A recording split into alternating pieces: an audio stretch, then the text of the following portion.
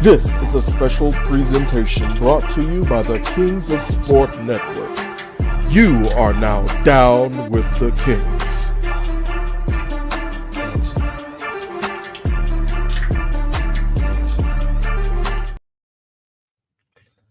Hi. It's your boy Two-Way Ray.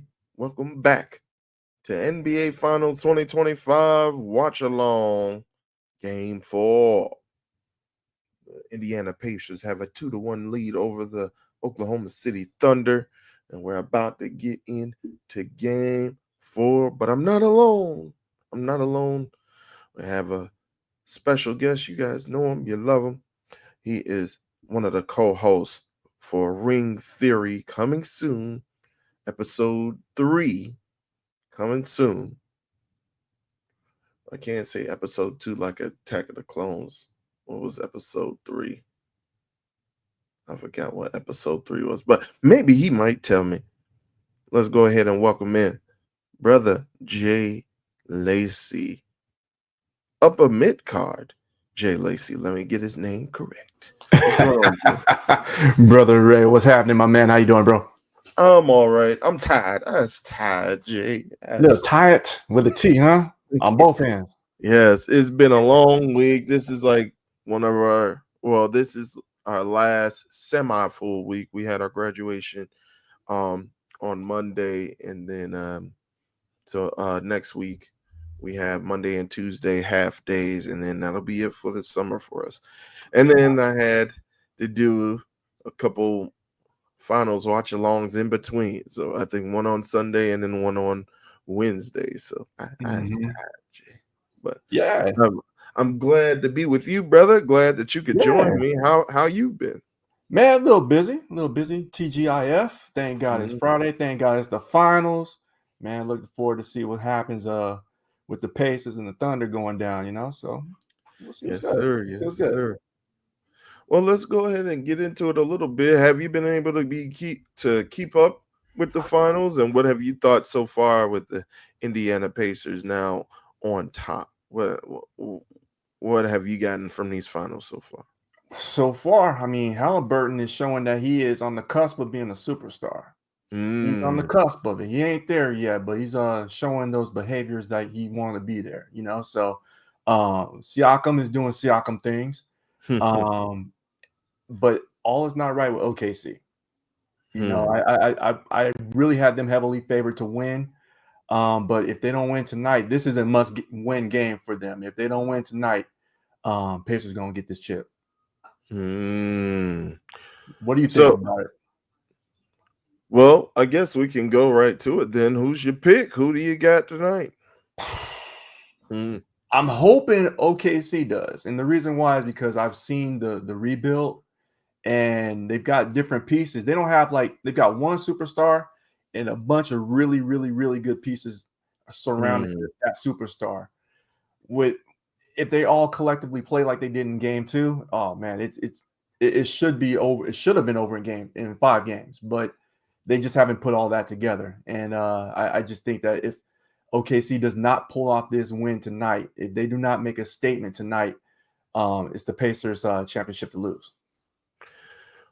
Well, it's interesting you say that because you know what they say. Usually, wherever you're playing at, if you're playing in someone else's home court, usually the bench players, they're the ones that have to start shining because they're having the home cooking and they know the rim and things like that. So it's interesting that you say OKC's other folks need to step up. And you're being very, very kind to everyone other than SGA. I believe a friend of the show, Bomani Jones, would call them SGA and the low spades. He's not lying. He's not wrong. He's not lying. I mean, I really expected a lot more out of Chet Holmgren. He's 7 feet tall. Come on. You got to defend the rim. You got to act like you're 7 feet tall instead of playing like you're 5'8". You got to play bigger than what you really are. Jalen Williams has got to be a lot more consistent. And they need somebody else to step up because SGA he gonna get his. But who is going to fill in the gap to help solidify that win? So I'm curious to see how that goes tonight. I'm looking forward to it. But we'll see. We'll see what's up, man. I'm looking forward to watching this and hearing everyone else's commentary as well too. Well, I do want to ask you, who do you think? Because you just mentioned Chet, uh, Mm-hmm. you mentioned SGA, the MVP, Shea Gilgeous Alexander. You mentioned Halliburton. Who do you think is going to be the X factor for either of these teams tonight? Because we saw Benedict Mathurin, he came up big Oh in yeah. game 3. Mm-hmm. Chet, he had a big game in game 2.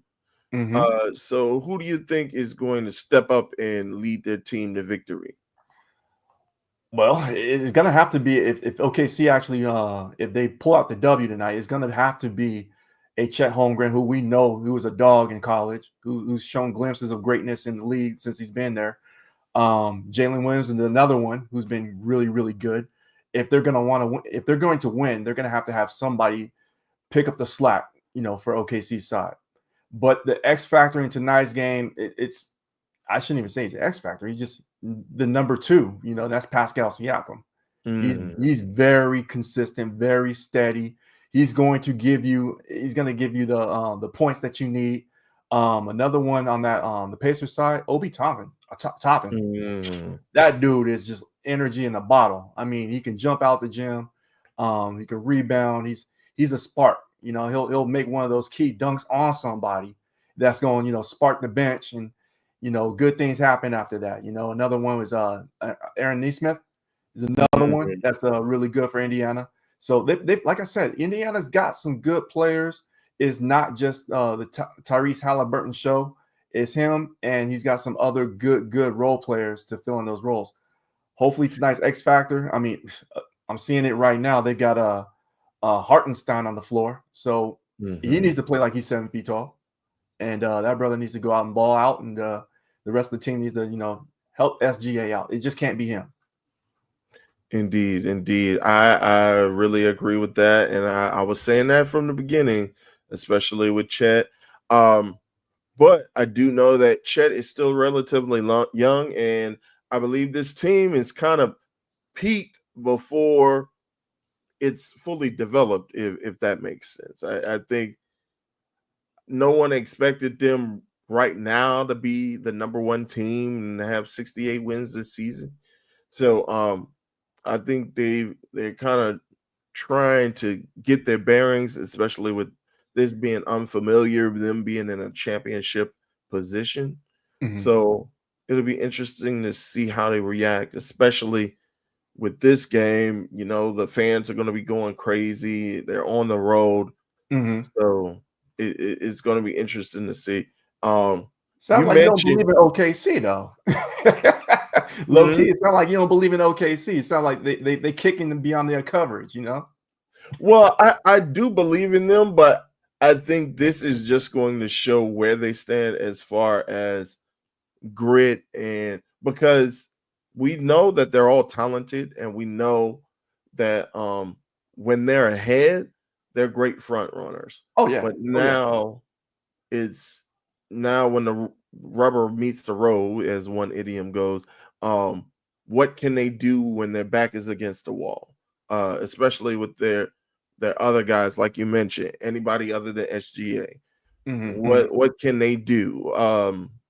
Are they going to shrink to the moment, or are they going to rise to the occasion? So it'll be mm, interesting to see that. And right now, oh, it looks like Pacers are up 6-3 after being down, or 6-4 rather, after mhm, being down 4-0. Let me go ahead and bring up the score. But I mentioned this on Wednesday. Um Again, friend of the program, Bomani Jones, was mm. mentioning how the finals don't feel as special as they once did, or at least he doesn't believe so. What say you? Do you think? And one thing that he kind of mentioned were NBA removing the championship trophy decals off the floor and saying, "Oh, well, it could cause people to slip." But It's like, well, I don't know how you haven't made any decals that they can't slip on. Yeah, yeah, and the digital decals that they had a couple games back, that was trash. Oh yeah, oh yeah. We That was saw basura. that. So what do you think? Do you think it's still as special as it once was? Because we were kind of talking about back in the day, even going back to the Bulls when they had the lights out and do do do do do do do do, Mhm. like and then even fast forward when you had teams like the Spurs and you had even Detroit uh when they took out LA, the star-studded LA. No, no offense, brother. Oh well, you're not a I don't think you're a Lakers guy though, but I am a Laker fan. I am a oh yeah. Laker fan. I'm a recovering Knicks fan, and we can get into that Oh later yeah, you too. mentioned that. Yeah. To what you're asking about the finals not feeling special, it's what it is there's not a big market team in the finals this year. You know, you've had the you've had the Celtics last year. In recent memory, we had the Lakers. Um, and going back even to like when Detroit was on top of the world, they had these big personalities. I mean, even the PA announcer, Detroit basketball, he made Mhm. it feel like he wanted to be in the gym. You know, I, I, I I'm happy watching from home here. You know what I'm saying? I mean, Mhm. I have no desire. No offense to Oklahoma City. No offense to Indianapolis. I just have no desire to go into that gym because it feels very blah. It feels very meh. You know what I'm saying? And Hmm. this is from a dude saying this that's nickname is mid card. You know what I'm saying? So it's not. It doesn't feel big time. It doesn't feel main event. It doesn't feel very special. When you have Michael Jordan, you have the Chicago Bulls.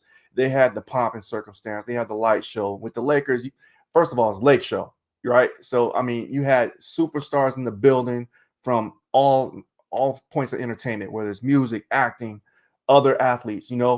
You've got those people to draw from. Even with Boston, and again, I'm not a big Boston fan in anything, but Mm. they have the tradition. They got all those other banners that you can pull from. Another big market. This isn't it.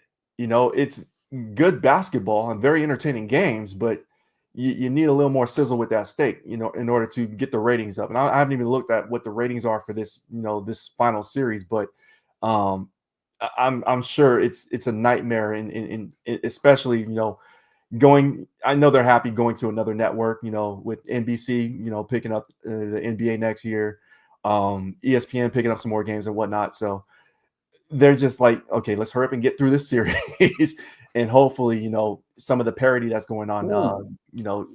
evens out, the superstardom of the game. Uh-oh. And we were just mentioning about him. Chet Holmgren going down, favoring his ankle. Not looking good. He tried to get a Euro step, stepped his leg out. Oh, Mm. oof. That'll be a tough. Oh yeah. Siakam bumped into his leg, turned his ankle a bit. Ooh. Ooh. That'll be crucial if he went down as a Yeah, that would not be good for them. That would suck. he's at the line. He's shooting at the line, so he looks all right. Well, I do want to kind of piggyback or follow up on your point that you were making. Now, do you think it's because again, you do mention the two like mid-level mid-level media markets that they're in. Um and you also well, I don't think you mentioned this yet, but we were kind of going through this on the last broadcast, the last live stream that we had talking with Justin and Matt from Hoopsology. They were kind of mentioning that it's a lack. Well, I was mentioning that it's a lack of personalities. What they Mm. were mentioning and countering that, well, maybe the NBA needs to start promoting these guys so that more people will know who these guys are. So, do you think it's like? a chicken or the egg situation? Do you think it's an either or situation, or do you think they're related as I think far as? two. I Mhm. think yeah, I think two things can be true at the same time. You don't have the big personalities. You don't. I mean, back in the day, we had multiple NBA personalities. Like you had a Shaquille O'Neal, you had a Charles Barkley, you had Allen Iverson, you had Michael Jordan, you had all these different superstars. And to the credit of the NBA right now, uh, there's a lot of good players. But again, going back to this final, there's no superstar standout player that we're like outside of NBA, outside I should say the outside of the basketball community, they couldn't pick out SGA in a lineup. You Mm, couldn't pick him out on a billboard. I mean, yeah, he's got a couple commercials, but he's not and that's not his personality at all. I mean, he's a very, very chill, cool cat. Same thing with Halliburton. A lot of people outside the basketball community are not familiar with him because he's just not that player yet. He's mhm, marketable. I think he's marketable. I think there's some players that can be marketable on both teams, but it just doesn't seem like the mm, machine is getting behind them to push that forward. Like the WNBA has so many different characters now. I'd say within the last 3 years, since they really start putting the machine behind a lot of these women, I mhm, think the NBA now needs to start taking a page out of that book and mm, you know putting forth some very marketable people, relatable people. I mean, you've seen like okay, going back to OKC with Shea Gillis Alexander and a couple players that he's got a commercial with where they're all wearing the same outfit or very similar outfits. yep, That's one, but there's nobody from the Pacers that you're pushing for it, right? So mhm, they have all these marketing opportunities. They got the logos on their jerseys now. Why not have and maybe they are, and I'm just not seeing it in my market. Maybe they're just not doing it in markets where we're living, but I mhm, just don't see it on a broader scale. I know they're making the NBA a global game, which is good. They're going to Mexico City. They're going to all these different places in Europe, which is great. It's going to grow the game globally. But you need to do something locally especially if you don't want to lose the talent that or the talent pipeline that we currently have right now. mm. Yeah, I see what you're saying. I do find it very interesting your point about the WNBA. As a matter of fact, I think in Game 3 they showed Caitlin Clark in the stands, and people were Hmm. going crazy. And I Yeah. think Aaliyah Boston was out there, and MAGA Barbie herself, Sophie Cunningham, was out there. So, um, yeah, I think you do make a good point as far as WNBA. Knowing, even though Kathy Engelberg, with her faults, Hmm. she knows how to she knows how to promote some things. So I think they can take a page from their book as well. Um, but you mentioned Tyrese Halliburton, and not many people outside of Indianapolis knowing him. I think the average WWE fan might disagree, brother. He's in WWE 2K25 coming up. And You right on that one. speaking of that commercial you mentioned, it actually just popped up now. And with Shay and Chet Holmgren and Terrence Williams wearing all pretty much wearing the same thing. Hmm. So yeah, I think so too. Like you have, and I think Matt brought this up. Matt Thomas brought this up during that last live stream as well. There's a difference between superstar personality and superstar like ability on the floor. And I think Shea obviously has that superstar ability on the floor, a state that I mentioned back then. One of 12 players to score 7,000 points within the course of both the regular season and the postseason. So he has the ability. He just needs to get that marketability behind him. Like you said, Pascal Siakam, very consistent. Some would argue is the best player, even with Tyrese Halliburton being on the team, someone argued that Pascal is the best player on the team. Um, Tyrese Halliburton, I think he has that natural heel in him where he goes after people, he talks trash. We saw it in that next series against your former squad with the with the Reggie Miller homage. Loved So it. I think he does have that personality. It's just, is the league taking advantage of that? So yeah, I agree with you wholeheartedly on that. Yeah, they definitely need to take more advantage of that, especially I think with Halliburton too. If he's gonna go into this superstardom level, this upper echelon of a player, he needs to lean into that villain role. Not too Mhm. many. There aren't too many villains in the league, and I think he could definitely lean into that, especially with the whining of like me fouling. I didn't foul anybody. Yeah, no one likes that guy. So just lean into it, own it. Mhm. Especially, I think he was leaning into the point. I believe it was last year where there was a poll amongst the NBA players, and they were kind of saying who's the best, who's the most underrated, who's the most overrated, and they voted him as the most overrated. I think it was after Yeah. one press conference, he was like, "Overrate that." So I think he is kind of growing into that role. Yeah, he should I just think a lean role that into it.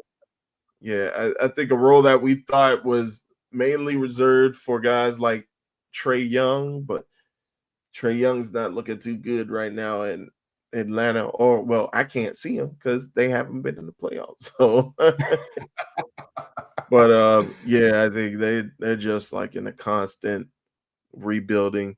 No offense, Nate, with his Atlanta squads, but yeah, the Hawks aren't looking too good. But I think Tyrese Burke, Halliburton can mold himself into that type of player, that style of player. So we'll see what happens with that. Speaking of Halliburton, um, what do you make of all the stuff going on with his daddy? Now his daddy off of house arrest. He can finally breathe. Oh man, do you think do you think folks' families should be well, I think this is gonna be obvious, but do you think folks' families should be getting in the faces of like rival players or of opposing players? you know what? Okay, so I had three boys and they all played AAU basketball.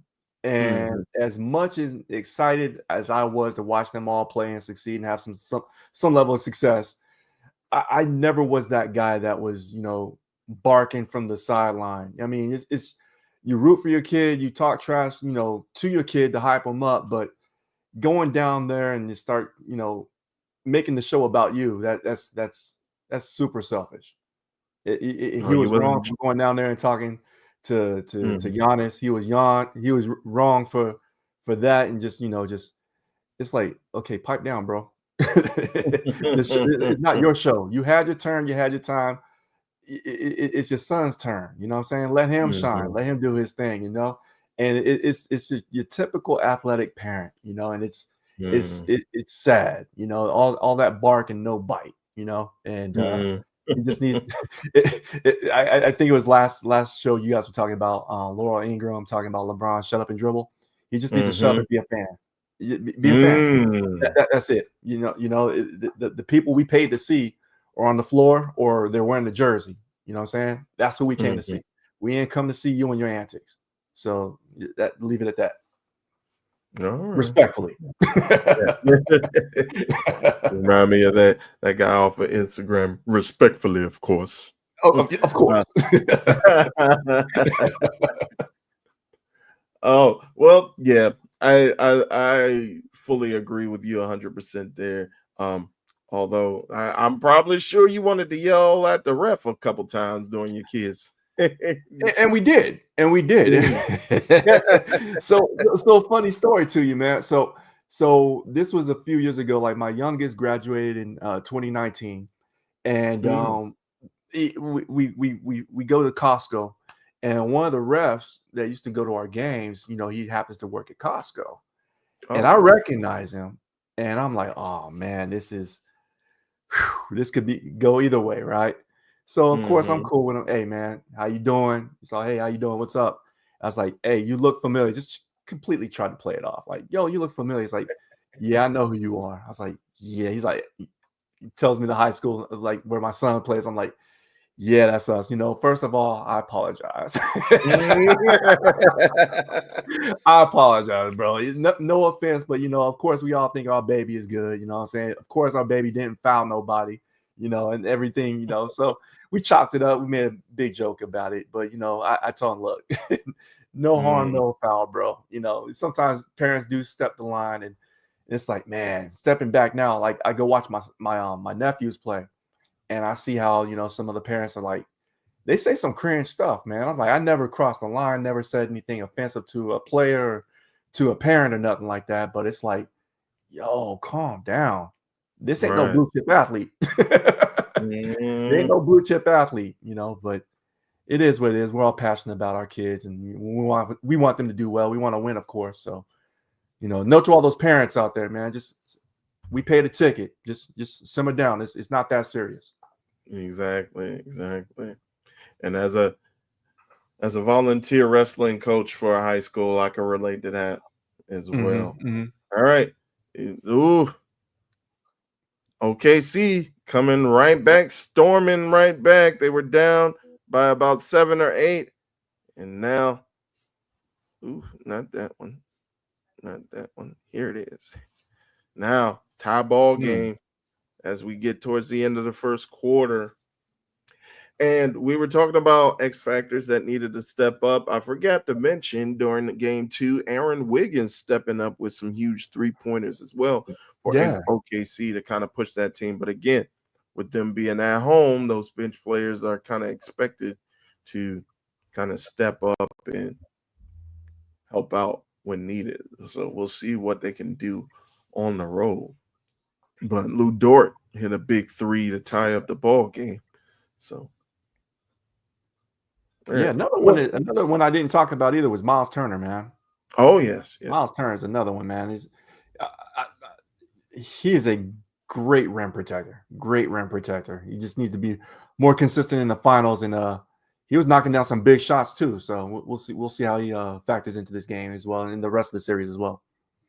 Yeah, and he came up with a huge defensive stop towards the end of the fourth Mm, quarter in the last game to kind of seal the deal for Indiana. So, yeah, you can't ignore the role that he plays on both ends of the floor for that team. So, right. we'll see what he can provide during this game. But, Brother Jay, it's gonna be a long night.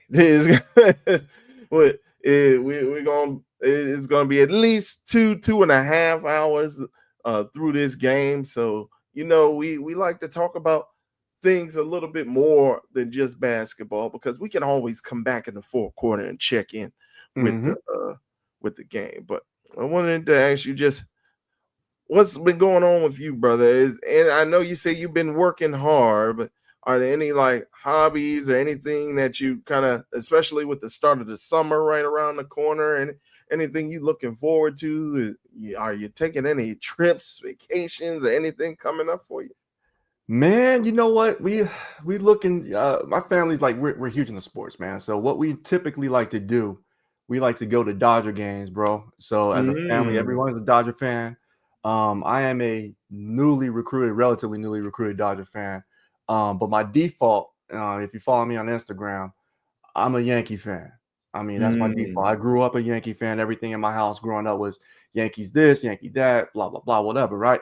So that's my default. So when I got with my wife, she's a Dodger fan. I'm like, okay, cool. So started going to more Dodger games. I became more ingratiated with the Dodger fandom. So I'm like, okay, cool. I'm gonna have two teams. You can't tell me I can't have two teams. I got more than one pair of shoes. I got more than one vehicle I drive. You can have a favorite, but two things can be true at the same time. So I'm an evolved human. My wife and her mm. family don't think you can have more than one team. So I'm a default Yankee fan. I got my Yankee cap. Matter of fact, Got one right here. You know what I'm saying? So I got another one on the Mm. wall as well too. So I mean, I keep one on me. You know what I mean? But but yeah. So we go to a lot of Dodger games. The plan was to go to a Dodger game this weekend. Um, that may or may not happen. You know, I'll keep you all posted. But they're playing the No. Giants this weekend, so I'm crossing my fingers, crossing my toes, and we got the tickets ready. But we got some personal things we're trying to get through, and if it goes through, cool. If it doesn't, then holler at me on Instagram. I may have some tickets for sale.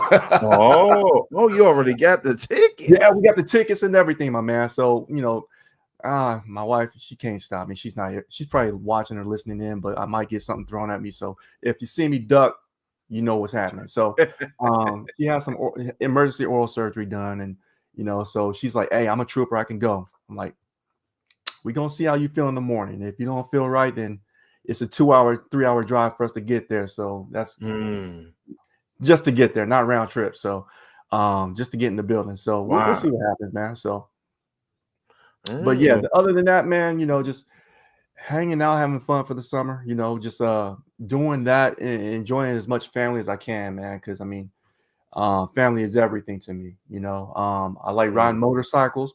My son's got a motorcycle. We were just talking about him upgrading his bike earlier, so we're like, okay, well, that's something that you want to work on. Cool, let's do that. So very much into music. He's into music. And just staying as creative as possible with the family while they're local and while they're around, man. So that's pretty much it. What about you, Ray? What you got lined up, bro?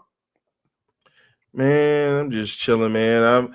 I'm gonna try to work during the summer a little bit, but also I think doing a lot. I think my big focus is gonna be Nefarious Media Network. Just Mm-hmm. doing a bunch here, helping out with not only the production aspect, but also uh, doing my best to help out with social media.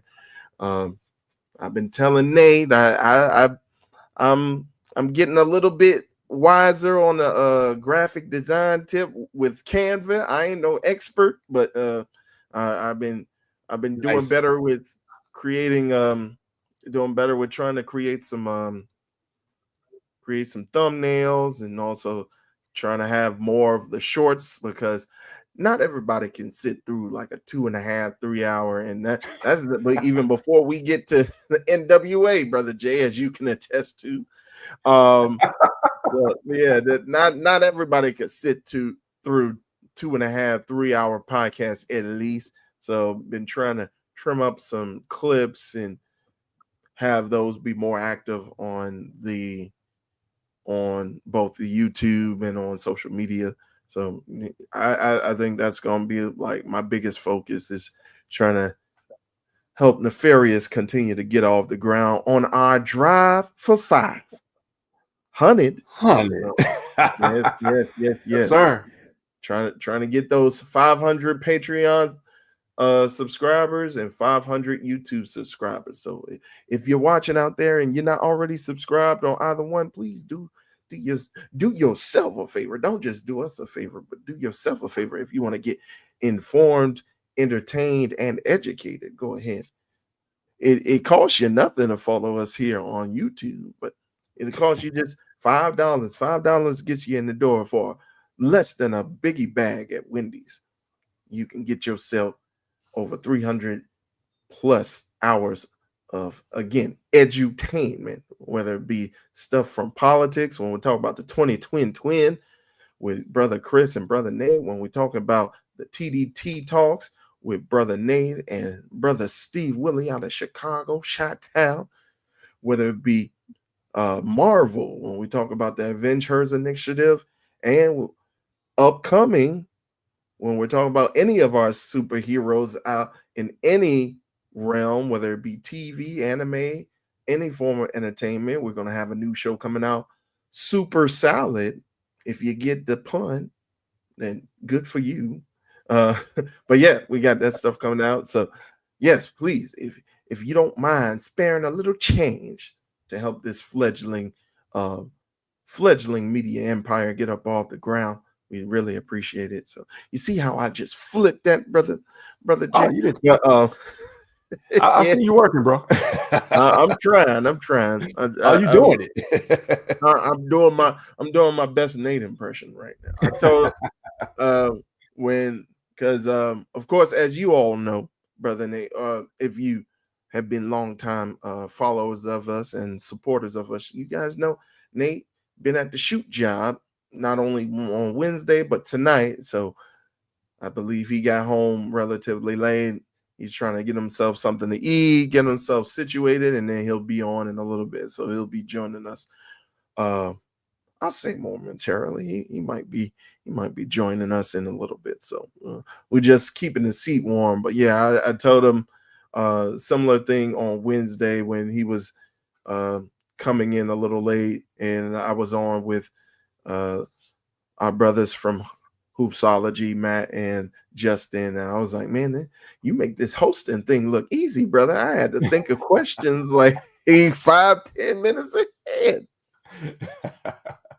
It's like, I help host I co-host the show MMA podcast on here, Styles Break Fights with Shinyeri Okafor.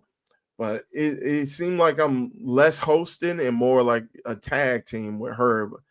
But yeah, I had to really put my host hat on Wednesday. So, but now again, it's just a tag team situation with you, brother.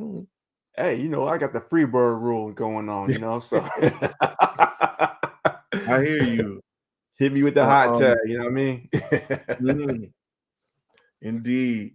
Well, you mentioned two teams, being fans of two teams, and I don't mind that as much as long as they're in two different conferences. Like Right, you can't right. like I so with you being a Dodgers fan and a Lakers fan, I think, or Dodgers, not Lakers, Dodgers fan and a Yankees fan, I think Mm. that's acceptable. I think that's Thank you, thank you. I thought the same thing because two different conferences. I mean, they mm-hmm. used to rarely play each other, so there was hardly any bleed over and crossover. And again, if they were to ever play each other, I put that as a clause too. If they ever play each other, I'm going back default. My default's Yankees, and I stand on that. And it was a rough World Series. It was very tough because it's like I wanted both to do well, but in my heart of hearts, I really wanted New York to win. And it hurts me to say that with a Dodger cap on to say that, but that's the truth. That's just how it rolls. So I can't flip. That's what I stood on. And I knew the World Series was over when the Dodgers pulled out Ice Cube and he put on a show for them, Dodger Stadium, and it was just going up. And then what was New York's response? Fat Joe. Oh no. That set that he put on, I'm like, come on, bro. That's the best that we gonna put out there. It's a wrap. For New York, you got For so New many York, it's a the wrap. birthplace of hip hop and the best And you can do. Yeah. you gonna throw out Fat Joe. I mean, really? It's like Nas down the street. It was like you couldn't get nobody else. I mean, Busta Rhymes wasn't nowhere to be found. I mean, Wu-Tang, nobody. anybody from Wu-Tang. Anybody from even Capadonna. You, Shout out you, to Capadonna. you could have put any of the Killer Bees on. Mm-hmm. Nah. They threw him out. No offense, Fat Joe, but No yeah, as offense. soon as they put him on, I knew it was a wrap. Yeah. Well, how do you think your Yankees are going to be doing this season? Have you I been think keeping up? they doing all right. Aaron Judge's bat has not been asleep at all. I mean, that dude is just mashing home runs left and right. He's doing his thing. It's always the pitching that concerns me. The pitching has always been a little suspect. So when the bats wake up, I just hope that we don't get outscored due to faulty pitching. The bats are going to be there, so we'll see. Gotcha. Yes, sir. Who's your baseball team by? I don't even think I've heard.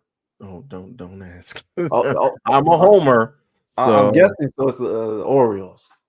Well, it used to be the Orioles Okay. until Washington got a team because Okay. Born and raised in Washington. Okay. And so, yeah, Nats for better or for worse, Got you, just got like the Wizards. you. So, Yeah, but I don't I'm even know glad. what they're doing, man. Yeah, who knows? Who knows? I think after after they let Brandon or Bradley Beal go, I should say, we just been like kind of lost, and then we we didn't get a we didn't it didn't even feel like we had a chance to be in the Cooper Flag sweepstakes to get that number one pick. So Yeah, I'm just done. And then I see what I see what Detroit was able to do, and kind of on the back of Cade Cunningham, kind of bring his team all the way from obscurity and get yeah, them into a playoff position. And I was like, maybe we can have. And then I remembered, no, we're the Wizards. That's not going to happen no time soon. But we'll see what happens, man. But it's interesting you bring it back to New York, or you bring it back to when we were talking about my homer teams, and one of them, mhm, of course, is the Commanders. And one exception that I do have to that two-team rule: you can't have two teams uh from the same division, not even conference, yeah, from the yeah. same division. Somebody that I know may or may not be my mother. I love you, mama. She claims to be she claims to be both a Commanders fan and a New York Giants fan. I'm like, you that Oh can't no, you can't do oh that. no, no. Rivals? No, that's I no, veto that. It's no, like no. You could quietly support, but you can't admit that in public. yeah. And even then, I question it. You know, you can't, you can't. It's two different things. When you have a rival, like for me, okay, as much New York as I love, right? Mm-hmm. My dad was born in Boston. I hate the fact Mm. that he was born in Boston, but he moved. He can't help where he was born. I just hate True. the fact, like all things Boston, I just it disgusts me. Boston baked beans, Boston cream pies, you know, even tea parties like Boston. Nah, I No. despise it. It just goes against my very nature, you know. So I just openly root against, cheerfully, gleefully root against anything Boston, man. So you'll never see me hope the best for the Patriots or the Bruins or uh in anything Boston related. You know, no, Mm. I'm good. Yeah. I'm good. I'm good. Yeah, I don't blame you, man. Especially I think I was watching a video, and this was when the Knicks were still in the playoffs, and it was just Knicks fans. I think it was just a video of Knicks fans in Times Square right before. I Oh think yeah. this was right before they beat Boston, and Mhm. everybody just shouting "F Boston, F Boston," and they just all over it. And when I Knicks fans are see, the best, man. They're hilarious, man. And like I said before, the NBA just feels right when everything goes right for New York and the Knicks fans, right? The mm, team, on the other hand, they can't get out their own way. Like this debacle right here. I told you, I've seen this movie before. I lived through it in 88. I lived through it in 94. I lived through it in 99. And that's one of the things that I had to turn in my Knicks fandom card, is because they rehired Isaiah Thomas. Great oh, basketball mind, horrible front office person. mm, The same Isaiah Thomas that was with the Pacers, coincidentally, mm, and got unceremoniously let go. The same Isaiah Thomas that ran the CBA out of business. The mm, Knicks decided, you know what? We're going to give him a second chance, because he was with the Knicks before. After that one, I was like, okay, I'm done. I can't do this. I am not. This is self torture at this point. This is self induced pain, and I refuse to go through it, and so I left. And what even fuels the fire now is that they fired Tom Thibodeau mm-hmm. after getting he got the Knicks as far as they've gone in years, and they decided to let him go and didn't have a plan B. Mm. Well, I was in game one during the live watch of game one. I had my friend on here, and one of my colleagues as well, Rich Obando, and he's of the belief that, and he is still a New Mm, York Knicks fan, long suffering New York Knicks fan. good And for so him. he's staying with that narcotic. He uh, um he's of the belief that they already had their mind up.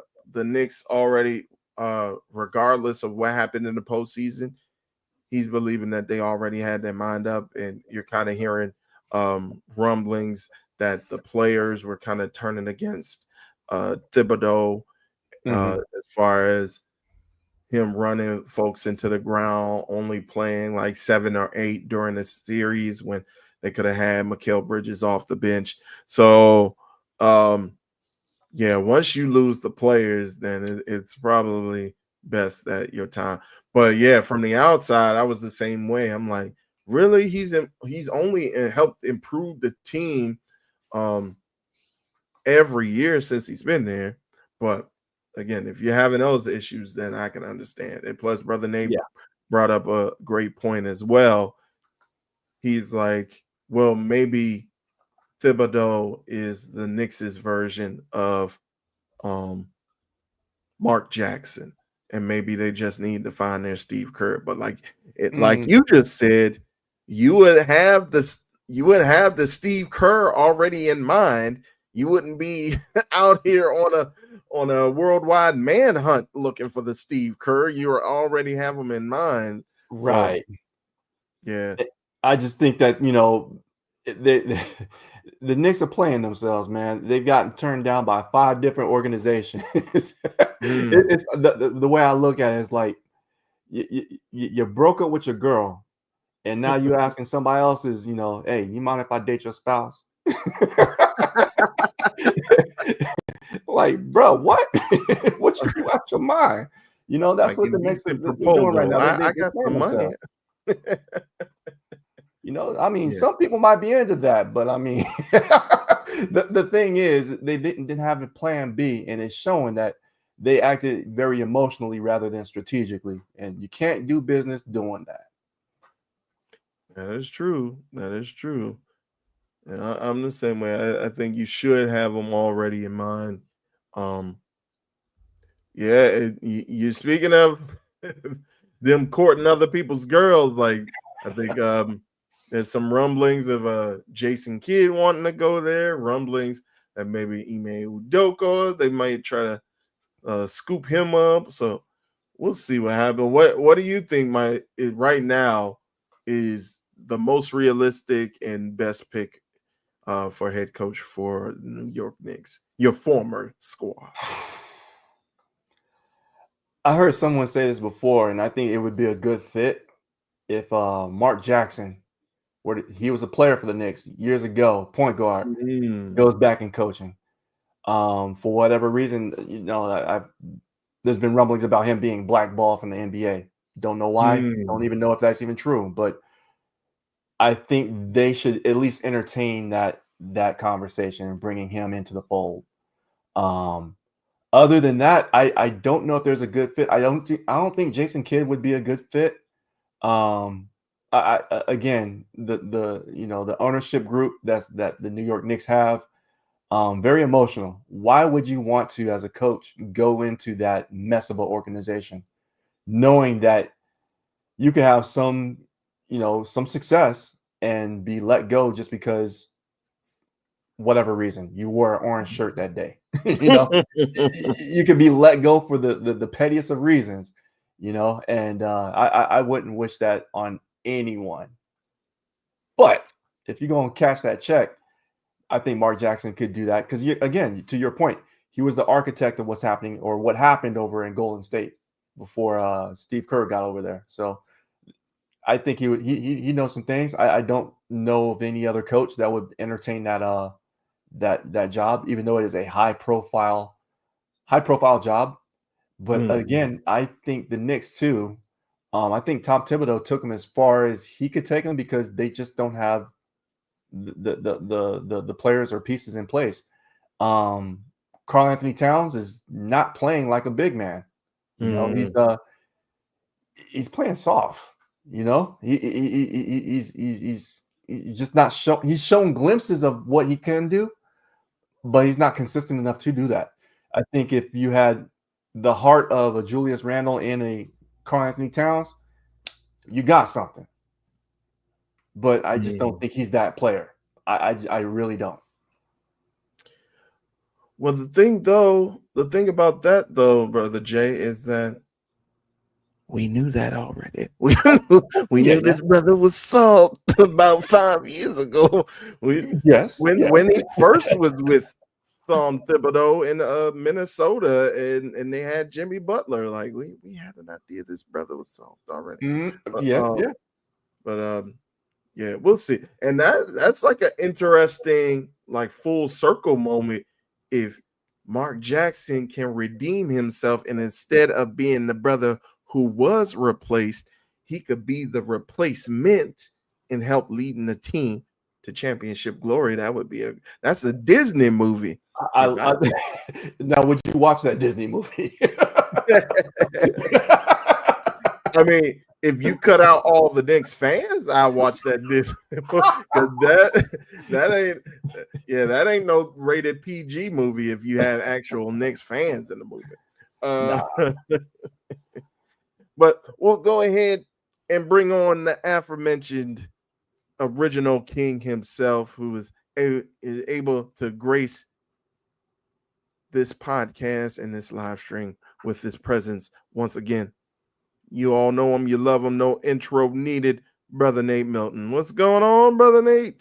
What's good, brothers? What's good? I just want to say, Ray Williams, Jay Lacey, everybody on the network, y'all owe me big time for the sacrifice that I'm making tonight. And I'm not just talking about, coming home from work and hopping right on the live stream, Ray. I'm talking about as we speak, as we're doing this NBA Finals, Game 4, live stream.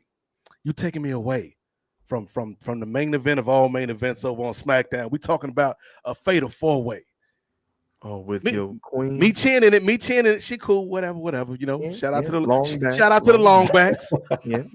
But I'm talking about Piper Niven. I'm talking about Jade Cargill, and I'm talking about Nia Jax. Let me be a referee. I'd be like, why do y'all women just keep stepping on me? Calm down, ladies. Nia, did you step on me again? Stop it, girl. Stop it. You bad. Only all hours you can step on me. You bringing the shooting to the work, girl. Don't do it, Nia. What's up, Nate over here acting like he want to be a turnbuckle or something. Only be a turnbuckle. Like, I ain't gonna be making it into the podcast tonight. What happened? I got annihilated, fellas. Again and again and again. I just want to see the dynamics of how the move works, Nia. Could you do it one more time? Okay, so then you come off the top, and then you hit me on the chest. Okay, and then you just sitting there. Okay. Do it one more time. I need to see like how the mechanics and the physics of this move work one more time. I'm gonna get in position. I'm just going. Okay, I see how that could be an effective finishing maneuver. Crazy for that one, bro. I'm just trying to be a more informed wrestling journalist, sir. I'm not mad at you. I'm not mad. Sure. Mm-hmm. Oh, that's Jade all wins. Jade wins. I don't know if the 4-way had any stakes or anything. Yeah. Oh, well, you're mentioning the Queen of the Ring and the King of the Ring. I think one of the wrestling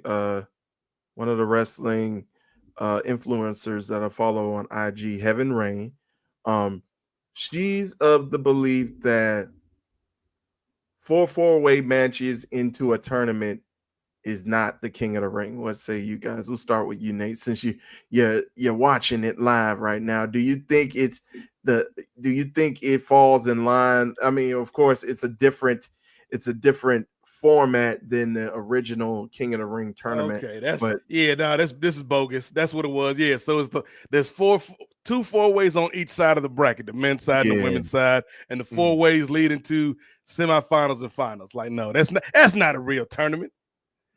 That's some play-in type stuff right there. Yeah, this wasn't even a tournament matchup. That was a play-in game. This like the what is it called? The in-season tournament. Well, I'm talking about like the playoffs, where you got like the teams that weren't good enough to make it into the top 7 seeds or 6 seeds, and then they make it into the play-in, or it's like the first 4 in the NCAA tournament, like the first 4. Who gets into March Madness? Like that ain't really part of March Madness. If you mess up on those, your bracket is fine. It doesn't count. All right, that's enough wrestling for now. I'm gonna turn it off of SmackDown, but yeah, at least Nia didn't take the pin. They made Piper take the pin as usual. We knew that was gonna happen as soon as you said her name. Who else was in the match? Oh, Jade Cargill, and right? Piper Niven's eating that pin. They said we got to protect me chin. let's Piper eat the pin. We this close to Juneteenth. She ain't in that pin. I got too much flack, too much heat on me. I can't say we got a biracial black sister and Samoan. Yeah, you got to take the pin. Sorry, Piper. We can stand our Scottish fans being mad at us for a little bit. We could take that. We can't. Oh man. Well, brother Nate, I know you've been coming back from the shoot job, trying to get yourself together. Have you been? And speaking of Mark Jackson, brother Jay, they just featured them. Jalen Rose in there. Travis Best is in the house. Detlef Shrimp still on these streets. Okay. Yeah, there he is. Dale Davis. So they let the Davis boys back in. How about that? Ray, how has the Oklahoma City been able to cope tonight, Ray, after they had that dramatic collapse in Game 3? There you go. You wasn't here for Game 3, Jay.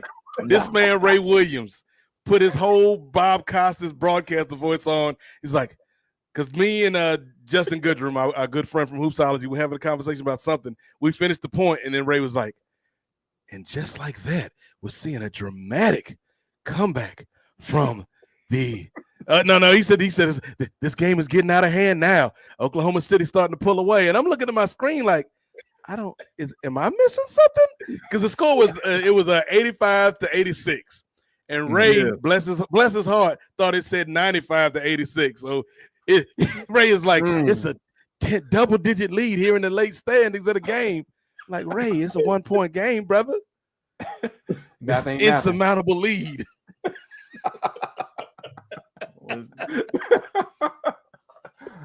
My eyes deceived me. The way he said it, though, that's what sold it to me, Jay. He was just like, things are really starting to get out of hand for Indiana now. Oklahoma City starting to run away with it, guys. And me and Justin both like kind of took a moment. We're like, are we seeing the same thing? Ray got the exclusive, the ABC Plus? Yeah. Choose your own adventure, I guess, you know? We had a running joke going during these live streams, brother Jay, with Stephanie White, the current coach of the Indiana Fever, being the doppelganger and possibly the future self of one Caitlin Clark. So I think Stephanie White pull up the irrefutable proof, Ray. Pull up the uncomfortable truth. I think I still have it in my history, but yeah, I think Stephanie White came and changed my television. That's what happened. Like when you see these two women, Jay, tell me that they don't look like at minimum they favor each other. They may be related distantly, or if you subscribe to my theory, Stephanie White is Caitlin Clark from the future that came back to coach her younger self. Okay, it's like a Looper situation. A Gemini Man situation. I was about to say, what's that name of the movie? And you already named it. Yeah, with Will Smith. See, okay, come on, I can see. Come on, I can see that.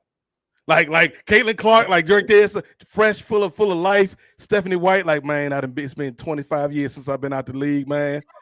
My career could have gone so much better. I got to go back in time and become the greatest player of all time. I coach myself to greatness. I can see that theory. I could definitely see. I can buy told into that. All it's gonna take is one slip up. Like after a big game, a big win, she's like, Stephanie, what did you think about the way your team played? How do you think Caitlin pulled through the adversity? Well, everybody played really well. I was having a tough time. Caitlin was having a tough time out there. Like, wait a minute. What do you mean you were having a tough time?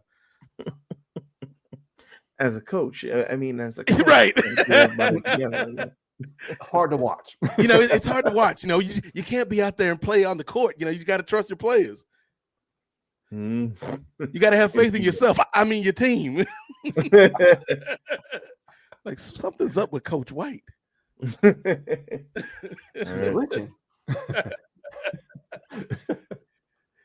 My theory is she's got like a special bracelet on her ankle that allows her to remain in contact and proximity with Caitlin Clark without any aberrations happening. Without so now we get into the whole Terminator theory. Yes. Got you. But now, like if something happens, and that ankle bracelet goes out, it's like, what happened to Coach White? Oh, she had to go home and take care of some family concerns. And suddenly you see like a strand of gray hair just pop up on side of Caitlin Clark's head. Like, what's happening to Caitlin? All right. Like Jake from State Farm, do you know what's going on? Because y'all hang out all the time together, apparently. Apparently, yeah. All right. Looks like Obi Toppin got a flagrant. I don't know if it was a 1 or a 2, but got an insurmountable 3-point lead for OKC now. Shut up. Never gonna let you live that down, Ray Williams. I don't know how they gonna get past this 3. If only there was a shot. If there's only something about this Adam Silver.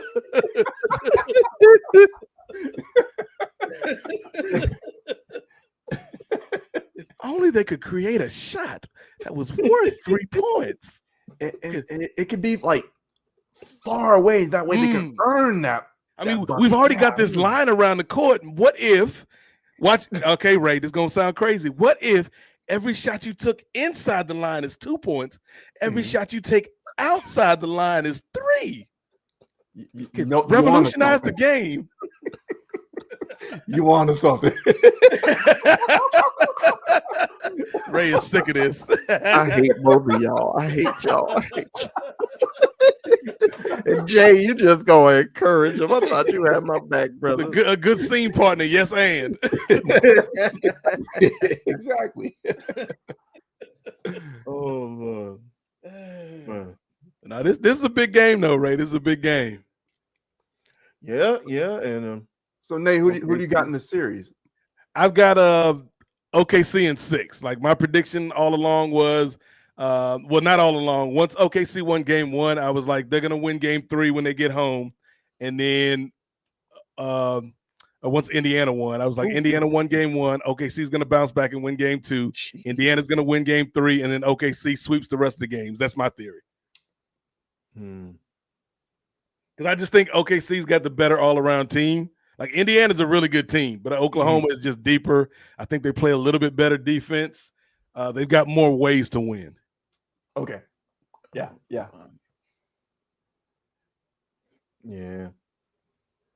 I'm rooting for OKC, but I was telling Ray earlier, this is a must-win situation for OKC. If the Thunder don't do it tonight, they not gonna do it.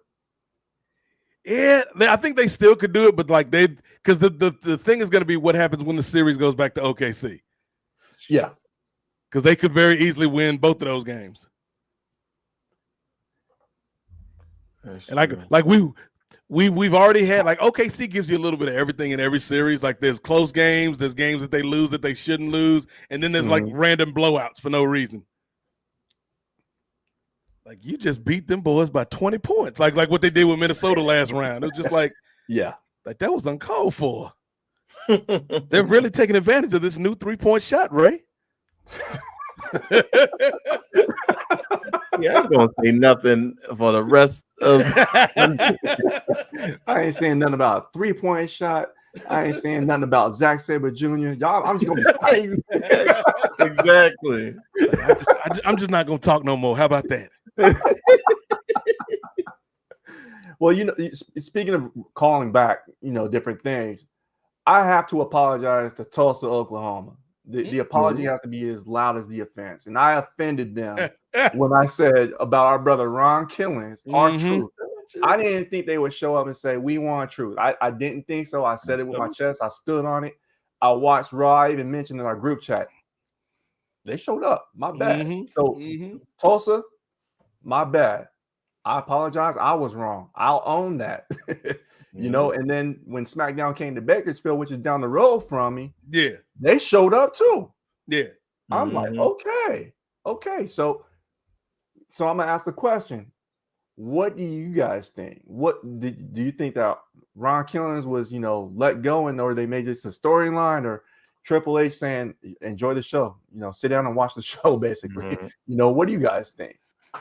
What's that that meme that's on Twitter all the time, Ray? Whenever I hear Triple H talking these press conferences, I'm like, you cannot trick me. You cannot trick me, Hunter. It's like, come on, man. So either one of three things happened. Like either he was fired and brought back due to fan support. Either this was all part of a storyline, or I think the most likely scenario, Jay, is the third one, which is he was released.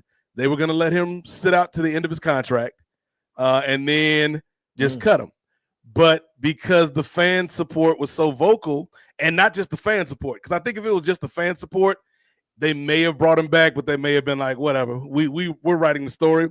But I think the fan support combined with the show of love and support from the industry, including people in their own locker room. Yeah, it was like, oh, we kind of messed up on this one, didn't we? And then when the outcry on social media got so loud that it's like, if he goes somewhere else, he takes all of this built up support and love with him wherever he goes. And I think Wei Ting said it best, like, well, why not just bring him back? So I think that's what actually happened. It's like they released him. They were just going to let him sit out his contract, like however many months was left, and then just let him go. But because the fans stepped up and because the people in the locker room stepped up, they brought him back. And he's arguably one of the 5 biggest stars on their shows right now. 100%. Yeah. The one thing I wish is that he needs to get rid of that Minoru Suzuki hairstyle. It's got to go. My guy, you're 53. Let it go. It's not bad, bro. Come on home. Dark side is not bad. Right. Now, when he cut the dreads, I was like, okay, truth, we doing something a little different. Yeah. But when he just left like half and had like a looked like an inverse George Jefferson going on, like Stephen A. Smith in 20 years. Like I'm like, what we got going on here, truth? But I did like the backstage thing that they showed online that I don't think made it to Raw, where he was like, "Our truth is cool, but I'm driving now." Oh, Ron Killings. And then I think he went on Busted Open and he was just like Ron Killings. It was like they had the potential to do something really cool for this like last WWE run with this guy. Like I'd love to see him with a belt on the way out, but it's just so cluttered right now in that main event scene. But give him something. Give him something. Yeah. Yeah. I tend to agree with you. I think, Hunter, you're a worker, bro. I'm not gonna believe a word that come out your mouth. You enjoying the show? Like mother, if you don't sit you don't sit your colorblind exactly. But I'm just like, even if I were to believe you, that means I have to believe that I would have to believe that you guys either purposely deceive your entire locker room, because I don't think any of them knew that he was being released. Yep. Or everybody in the locker room was in it, and y'all all liars. Like and his son, right? Yeah. And him, who literally said no work. Right.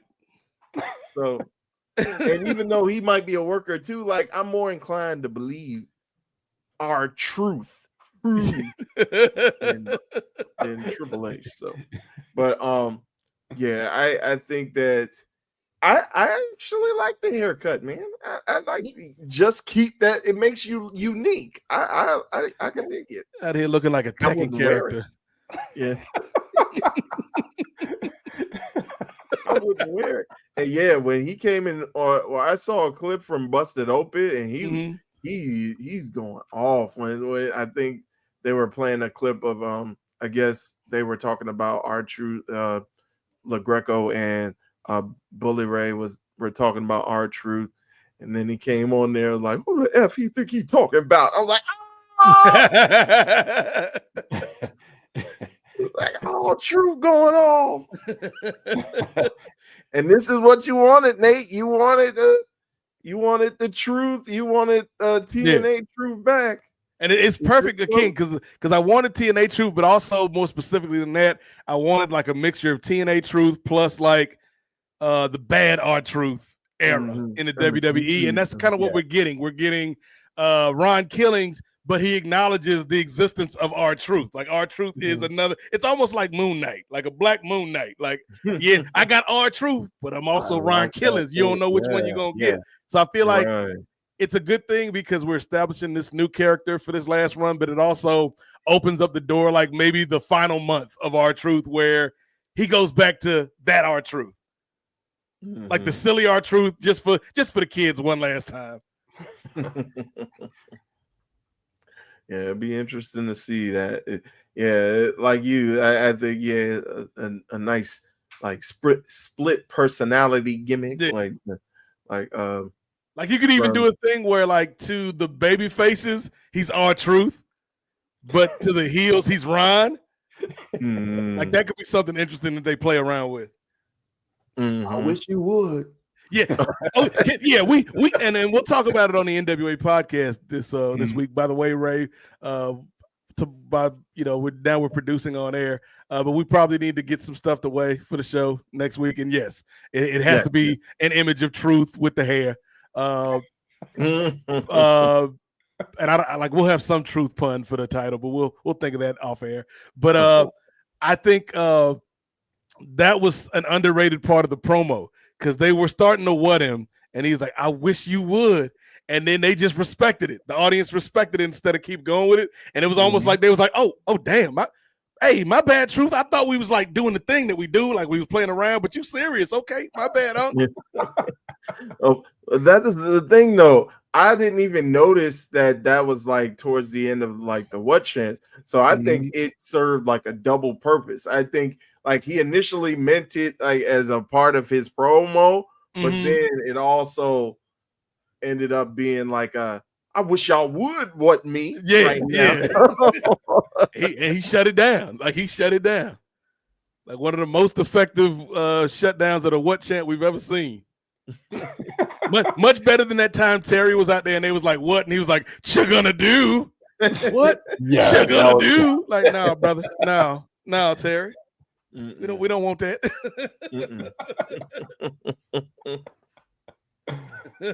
All right. But yeah, what do you think, Jay? Like, what are you thinking about truth right now as Ray is getting ready to tell us about this dramatic comeback from 3 points down?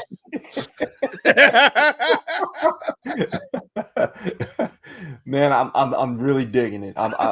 It's across like what you said. He's got the TNA, Ron Killings, the seriousness of it, and then just him going into it and just saying, "I'm driving now." He acknowledged that R-Truth, the version that we had before, was very childlike, very very easy to fool. This one ain't it. This one, I get to be the version that I want to portray in front of the camera. Be the version I want to give to you, the fans that are not, you're not stupid, and maybe in past regimes that was something that was expected of him. Not now. Yeah. So I'm really looking forward to see the story that's being told. And again, I hope they do recognize that, yes, R-Truth or Ron Killings is a former NWA heavyweight champion. Mm-hmm. He is one to be reckoned with in the ring. He's athletic. He knows how to tell stories. He's very entertaining. They should, like he said, put some respect on his name. Yeah. Mm-hmm. And they have to run it back with Cena now. Most definitely. Most definitely. Yeah. But is that going to come before or after Cena gets in with Cody one more time? It's going to have to come before. Yeah, it had to be Cody, before. Yeah, because Cody, you want to be probably unless you want Cena, unless Cena's like, hey, I want Ron to go over, then you do it after Cody. Mm-hmm. I can see that. Because maybe, because if we are to subscribe to the Gerard Brown theory, which has already been disproven, but if we can cobble it back together, that this whole thing is just a huge character arc for John Cena, where he realizes that taking the easy route wasn't the right way, and he betrayed all his morals. If he loses to Cody, he loses the belt to Cody, so Cody's out of this whole story, and his next matchup is with Truth, and he beats Truth, the guy that was like this innocent, childlike, adult, grown-ass man who idolized John Cena, but because John Cena did what he did, he brought out the real Truth. He brought out Ron Killings. Then that could be like where Cena's like, well, damn, I ain't got nobody left there that rocks with me, and causes him to see the error of his ways. Ray Williams. I can see that being a part of it, but you're saying that will happen after he loses the belt, or because obviously you would kind of want to go back to Cena right now while the iron is hot, but I kind of feel like it has to be divorced from the title, because I don't think they're putting the title on Truth. Even though that would be cool, it would be. But if they're not going to put the title on Truth, then I would have Cody beat Cena for the title and then do a more serious Truth feud. All right. I think somebody tried to have some get back. Lou Dort tried to have get back on Obi Toppin for fouling Caruso by slapping him in the hand, and then Obi Toppin shooting a free throw, making it, and then proceeding to get high fives from nobody because it's a flagrant foul. So that was all right. But yeah, I can see that situation happening as far as like Truth getting a final match against John. Now, do you think now that it's Ron Killings that it would be like a plunder match? It would be like a hardcore style, or because it can't be just a straight up match. Yeah, Cena can't do no straight up matches no more. Let's just stop it. No, let's just look. I told Ray last time, man. It was a sad. I think it was game 2. Because game 2 was like after the last pay-per-view, after Money in the Bank. So it was like, I think it was that Monday. It was Tuesday last week, I think. And it was just like, it was a sad day, Jay, because two of my heroes growing up, man, John Cena and Lil Wayne, Weezy F Baby, both showed me they was washed. Both of them. Talk about it. Like, Weezy F Baby, and the F stands for finished. It's like, damn. I think Bomani Jones, friend of the program, put it best. Is like, when he was at his peak, Wayne's best strength was he knew how to put words together and hit you with the metaphors. But if you really dug deeper into it, outside of a few songs here and there wasn't a lot of substance or depth to what Wayne was talking about. And you can get away with that when you have that charisma and that energy. Now Wayne like damn near 50. And it's kind of like, it just ain't hitting no more, Unc. You know, I was listening to it, and there's parts of it, like if it would have came out like 10, 12 years ago. Yeah. But now ain't it, you know? Now it's like, yeah, that should have been released years ago, before the pandemic, bro. Not this man coming out with a track with Lin-Manuel Miranda. I'm like, come on, brothers. Come on, brothers. I was gonna bring that up. Why? Why? I was gonna bring that up. Yeah. I don't know what to think about this. Both of y'all good, but together this ain't it. Yeah. like peanut butter and I like cheese. I just don't like them together. Ew. Thinking about that sandwich, you're like, ooh. Exactly, right? You know? Halftime. Peanut butter grilled cheese. Elvis used to have them peanut butter banana sandwiches. Oh yeah, I could dig peanut butter and banana. They're not bad. I think like my grandma one time, she's like, "Y'all want an Elvis sandwich?" And me and my sister was like, "Huh?" And it was a fried peanut butter and banana sandwich with bacon on it. It was like, none of this goes together, but it actually was pretty good.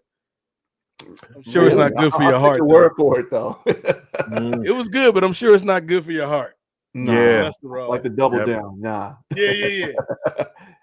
Now, and I think this would make, I guess, since we're discussing it now, it probably won't be, but I think this would be an excellent like parlay question. But what combinations, like what combinations that you initially don't think would go together, but turns out it's pretty fire. Like when y'all mentioned that, and I think of the Luther. I think of the cheeseburger between two Krispy Kreme donuts. Back in my meat eating days. Pause. Hey yo, this guy's a regular Ricky Superdome, ain't he, Jay? Clip that. Oh, clip it, Ray. Clip it. You did it to yourself. Mark the right here. That's wild. Absolute Ricky Superdome. But Jay, what two don't try to change the subject now. Let's stick to my question. As Kendrick said, you can't tussy slide your way out of this one, Ray. Getting back to the question at hand. That's all. But what two unexpected things that you didn't expect to go together actually went well together, Brother Jay? All right, very controversial. Pineapple on pizza. Okay. Hear me out. Okay, let's go. Hear me out. I hated pineapple on pizza simply because they call it the Hawaiian with the Canadian bacon, the pineapple and whatever, right? But here's what I had, and it was delicious. They had the Canadian bacon, the pineapple. They added jalapenos. That's the Brittany Monet. And they added cilantro to it. Okay. That right there changed the entire dynamic, changed my entire opinion and approach on the Hawaiian pizza. I can't have Hawaiian pizza if those two additional ingredients. Jalapeno. That's it. Jalapeno and cilantro changes the whole dynamic, bro. Bougie. Treat yourself. Yes. Yeah, we had a conversation about pizza on the first episode of the parlay, and Brittany Monet here from Nefarious, she was like her go-to if she's getting the pizza like for herself is pineapple, bacon, pepperoni, cilantro, and jalapeno. And it's like I tried it once. I was like, it's not bad at all. The bacon part, that's intriguing. I mean, you add bacon to most things. Yeah, because basically the pepperoni takes the place of the Canadian bacon because it's similar. Yeah. But then you add the bacon for a little extra meatiness, Ray. If you in your meat eating days.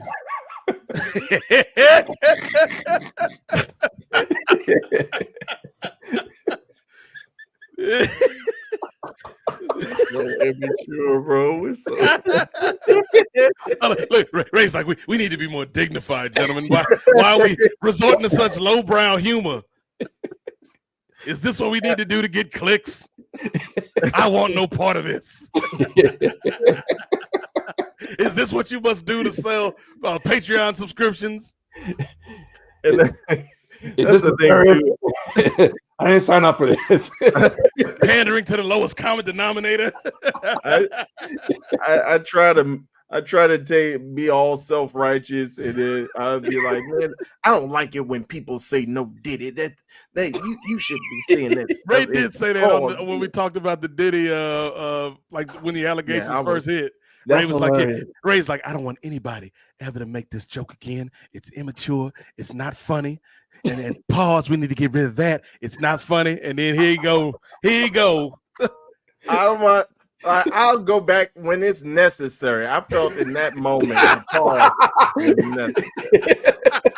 It was justified. That's hilarious. Just like the Jey Uso and the Jey Uso and the Logan Paul match not being on the cock, I felt it was perfectly necessary to put that in there. I had the whole chat shook on that one.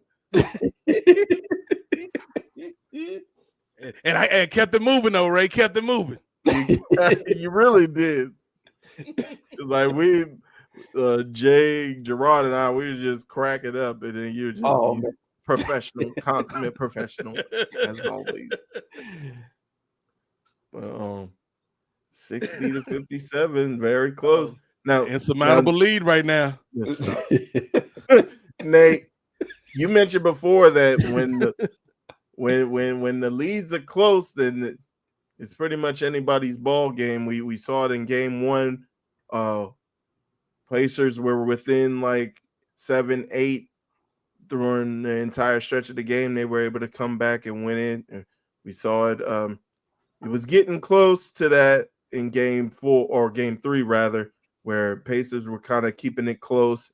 And I think Thunder had the lead at halftime, but it wasn't no more than like 10-point lead where Pacers were able to come back and pull it out again. So do you think this is do you think that Indiana might have the advantage if these games remain close like this? Because the only game that wasn't close was game 2. I mean, a closer game favors Indiana because there's less likelihood that they just gonna run away and hide from you. Like a closer game gives you an opportunity for Halliburton to hit one of them crazy shots at the end of the game in clutch time. So yeah, like closer games favor Indiana because it's easier for them to win those games. Obviously, if it's a blowout, like blowouts tend to favor OKC. Like OKC is not going to get blown out. Like the team is not constructed like that. They're either going to blow you out or they're going to lose close. Mm-hmm. Well, so you gentlemen, I'll step away real quick. I'll be right back. Oh, well, I was about to. He said he has no time for your questions, Ray. I know, right?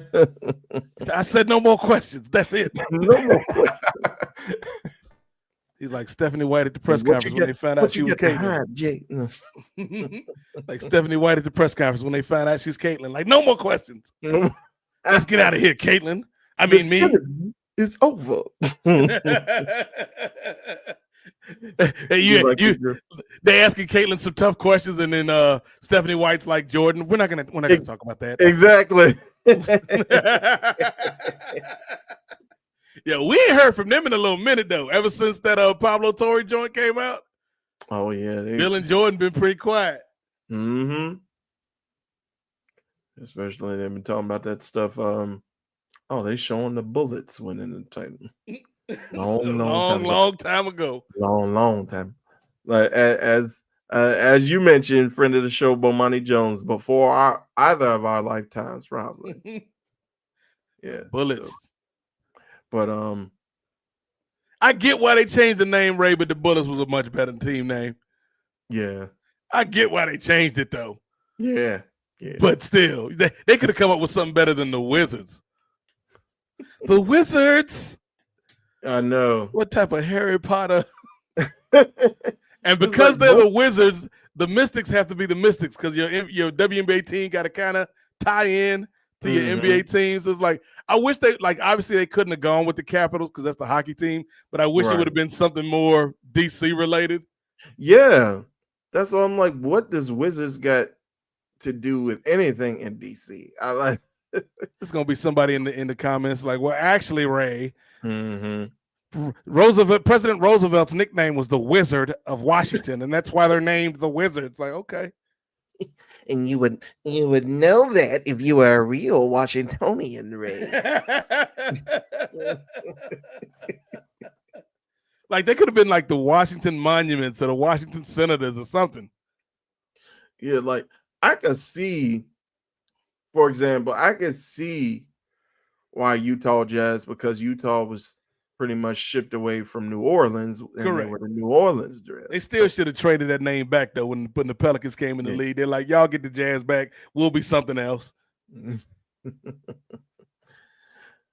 Yeah, that'd be interesting. Like what Utah? What the salt? The Utah Salt. That's not a bad name. Salt of the earth. Like I think the MGM. Utah, like the WNBA team they had for a while, it was like the Utah. I think they were like the Grizz or something with 2 Z's.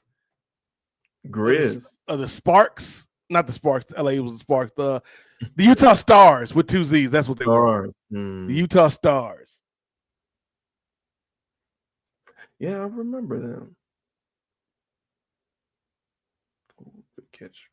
Honestly, they should have the Bullets should have been like, you know what? We're gonna take the Globetrotters whole swag right now. We're gonna be the Washington Generals.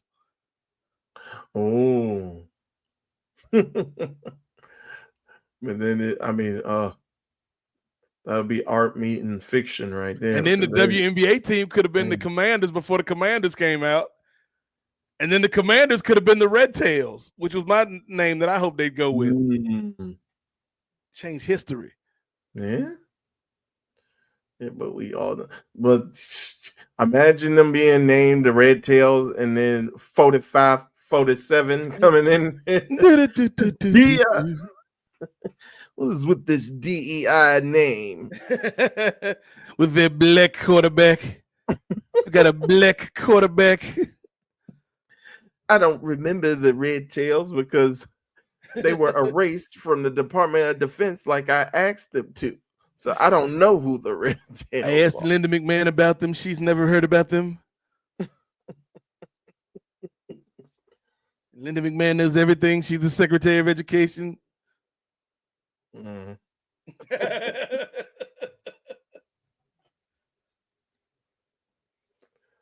my goodness. So any plans for the summer, Ned? I know unlike myself, you gotta work throughout the summer, but are you at least gonna take some time for yourself and take like a vacay or at least like a day trip or go see any shows or go to any sporting events? I'm using 1 week for my vacation for my PTO for my birthday week in August. That's about it, Ray. Other than that, like my nieces will probably come up for a weekend and we'll hang out, but I'll be working, Ray. I know. I got work to do. But yeah, like and then even on my PTO, like out of that week of my PTO, probably like there'll be 3 days that are just me, like with nothing to do. But then like podcast. A couple of them be podcast days, and then a couple of them will be like stuff that I don't have time to do, like right now, like catch up with doctor's appointments and stuff. It's like doctor's appointment, dentist appointment, eye appointment. Like that'll be all in that week. And then the like 3 days for that. There'll be 3 days for just me, and then a day or two. So some of them days are gonna overlap with a podcast. Yeah, brother. Take some time for yourself. Just you, Oos. Take some time for yourself. Just me. It's just me, Ray.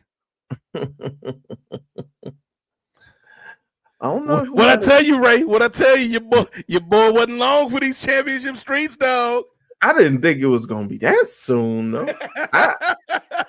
like y'all mentioned, I could have saw him losing to Seth, right? But they didn't even wait for the cash, and they was like, "Nah, we putting this back on Slim Walt." Sorry, Jay, you ain't hitting, dog. Interest fire, but the matches, And then even the Gunther match where he lost, it was just kind of like, Yeah. And now I'm hearing talks that because I think they had some backstage footage of the New Day kind of laughing at Jay for losing the title, and so now people are assuming that, or not assuming, but predicting that it's going to be the Usos coming back together to go against why not? Why not, Jay? Ray, why not? Like like why not, man? Like they ain't doing nothing really impactful with the New Day. The Usos are just kind of like stuck right now. Like, why not? Like, that was one of the best tag team feuds they ever had in that company's history. Just run it back until you release both of them. We just gonna do 14 best of 14 series with the New Day and the Usos. Let's go. You could do that. You could do that, but Just from now until next WrestleMania, and the final match will be at next year's WrestleMania. They do one match a month until then. a match a month. Every pay-per-view, New Day versus Usos again. This time it's for real. I know. I mean, that's how they were doing them before. They were working well with each other. I could see that happening. And then the final match at WrestleMania, Big E is the special guest referee, and then he ends up cheating and helps the New Day win, and they all celebrate. Ooh. That's an interesting theory. A ring theory. Coming soon this week, I believe. But yeah, it just like you said, they were kind of like Jay. I love Jay, and he's got the charisma, but it's just like I think his moveset, especially with him being in a tag team for so long, is more fit for a tag team as opposed to a singles. My man's like, what do you want from me, Ray? You seen that new sleeper I put in my moveset? I got a new sleeper hold. I got a new. I'm working on my grappling now, Ray. I got a new dimension to my offense. Yeah, he tried to fix it against Gunther. Gunther had it scouted. He said, I got a super kick, I got a spear, I got a splash, and I got a sleeper hold, Ray. What more do you want from me? How about a move that's not from either your opponent or a Samoan? How about that? Oh, I forgot I got a Samoan drop too, Ray. That's 5 moves right there, Ray. 5 moves to do. Just wait. I'm working on this move. I'm working on this new move, right? Where I grab the opponent, I lift him up, and then I drop him in a front slam. I'm gonna call it the Oos Bottom. Yeah, something original. It's something original I've been working out with me and my brother. Like when we came up with that 1D, that was an original tag team move that we came up with all on our own. Exactly. I'm thinking of these brothers been stealing moves their whole career. Yeah. Ain't no original Uso moves. Right, like at least the New Day come up with some stuff like the Midnight Hour. He's like, okay. You don't like the Oos Bottom. How about this one? Right? Okay. So what I'm gonna do is I'm gonna kick my opponent in the gut, Jay, and then when he like doubled over, I'm gonna hit him with a front crusher and drop to my hind parts, and I'm gonna call that the yeet stunner. That's a new move I'm coming up with. New move. New creative move. Innovative. Never been done. Okay. One more. There's one more. So I'm gonna do like a backwards reverse inverted face lock, right? And then I'm gonna flip over and twist them, and they're gonna fall on their face, right? I'm gonna call that the Oos Roads. The Oos Roads. See, I thought you were going somewhere. You know, grabbing a front face lock, drop to your back, and call it the ETT.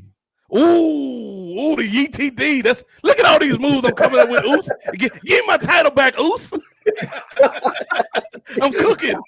They're like, Jay, no, you can't do that, Jay. It's all moves that we got already.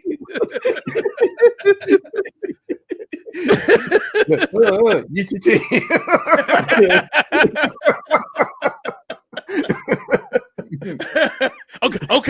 Okay. I got a brand new submission, though. Ray.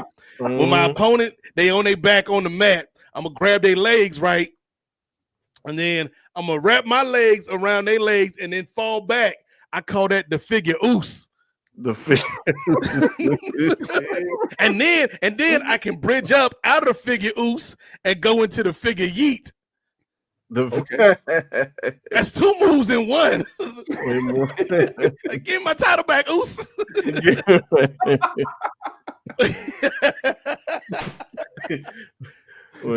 4 letters, 1 word.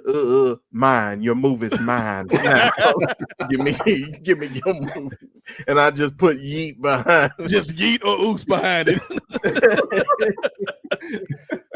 Like, what did you think of that, Jake? What did you think of your namesake losing on Raw? Because as soon as I saw that match at Money in the Bank, the tag match, I was like, it ain't looking good for your man on these streets. Like, I thought Seth was gonna cash in on him on Monday night. Like, I thought he was gonna beat Gunther, but lose. Like, Seth was gonna cash in.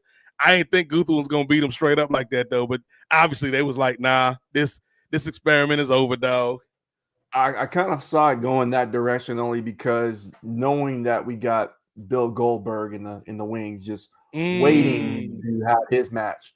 They're not just gonna have him have a match against Gunther for what? Nothing. So Yeah. I think they had to get the title off of Jay, and it was a short-lived transitional title reign for him. I mean, it's good to put on the resume. I mean, yeah, at least he always gets to say he was a world champion.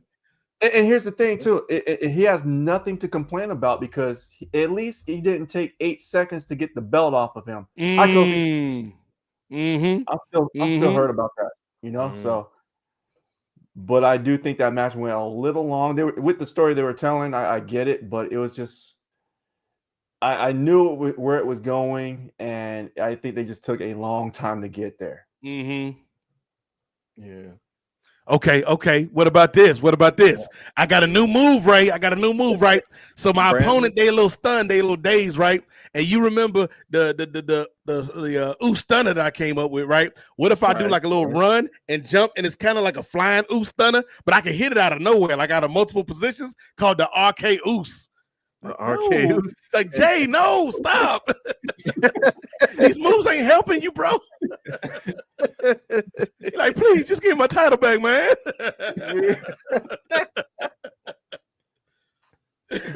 At least he had a WrestleMania moment. Like, you can't take that away from the brother. Yeah. Great entry too. Great, going to the ring. I mean, some would say the entrance is what got him in this position in the first place. 100%.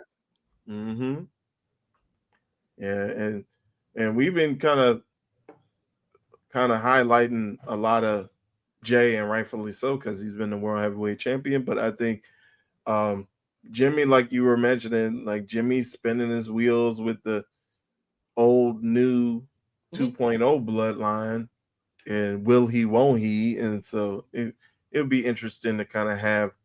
You know what would have been crazy, Ray? And obviously they didn't do this, but if I was Jim, I'd have been like, hey, like during this title run, at least one time I'd be like, hey, Oos, let me be you tonight, Oos.